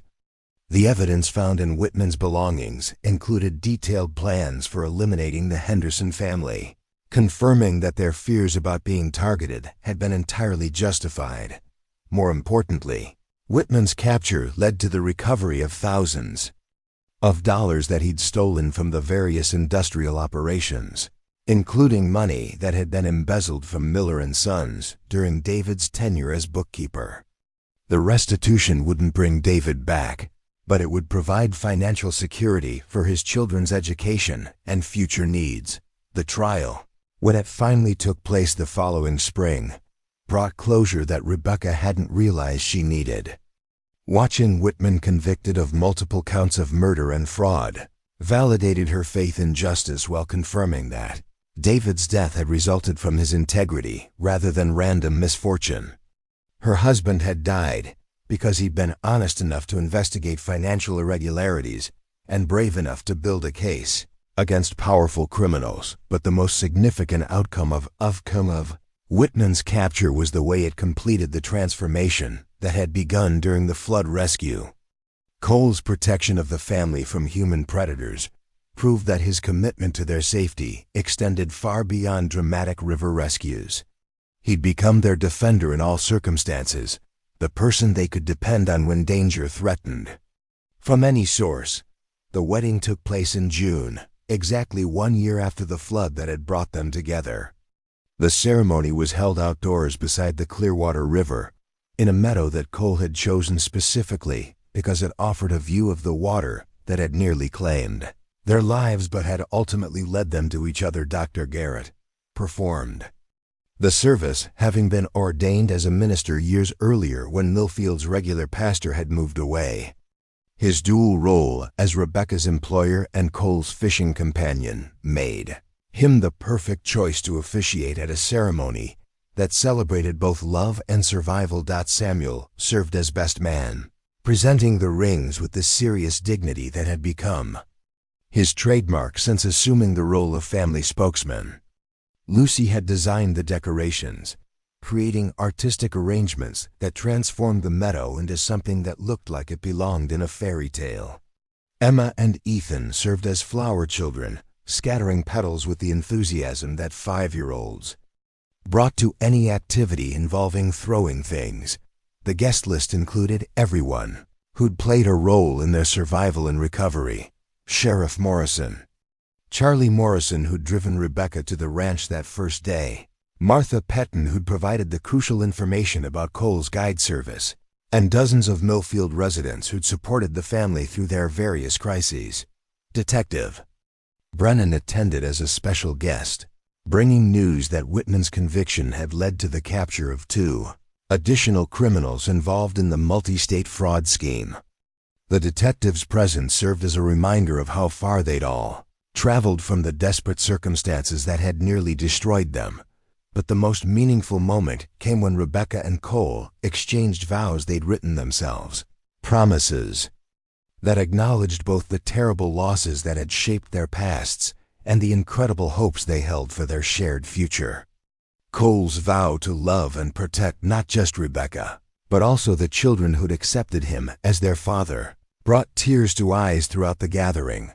Rebecca's promise to help Cole continue healing from his war wounds while building a life that honored both David's memory and their new love demonstrated the emotional wisdom that had carried her through every crisis they'd faced. When Cole slipped David's ring onto Rebecca's finger, the same ring that Samuel had recovered and presented months earlier, the symbolism wasn't lost on anyone present. The past was being honored and incorporated into the future rather than forgotten or replaced. As the ceremony concluded and the celebration began, 4 children who'd survived a flash flood played freely beside the river that had nearly claimed their lives while their mother danced with the man who'd saved them all. The Clearwater River flowed peacefully past the wedding party, its current carrying away the last remnants of tragedy and loss, leaving behind only the promise of tomorrow. Cole Matthews had spent 15 years using the river to avoid caring about anything that could be taken away from him. Rebecca Henderson had nearly lost everything that mattered to floodwaters that should have been impossible to survive. Together, they discovered that love tested by catastrophe could become stronger than either had imagined possible. The rescue that had begun during a September flood was finally complete, not because everyone had reached safety, but because they'd learned that safety wasn't a place you found. It was something you created with the people who mattered most. As the celebration continued into the evening, with music and laughter echoing across the meadow where they'd promised to spend their lives together, the new family understood that they'd accomplished something remarkable. They'd taken the worst thing that had ever happened to them and transformed it into the foundation for the best thing they could imagine. The river flowed on, carrying stories of loss and rescue, tragedy and triumph, toward futures that no one could predict but everyone could hope would be filled with the kind of love that survived every test the world could devise. Samuel, Lucy, Emma, and Ethan Henderson Matthews fell asleep that night in their new home beside the river, secure in the knowledge that they were safe, loved, and part of a family that had proven it could survive anything as long as they faced it together.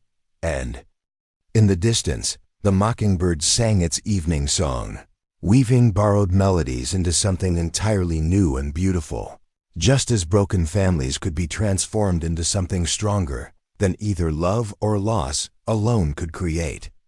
Up next, you've got two more standout stories right on your screen. If this one hit the mark, you won't want to pass these up. Just click and check them out. And don't forget to like, subscribe, and turn on the notification bell so you don't miss any upload from us.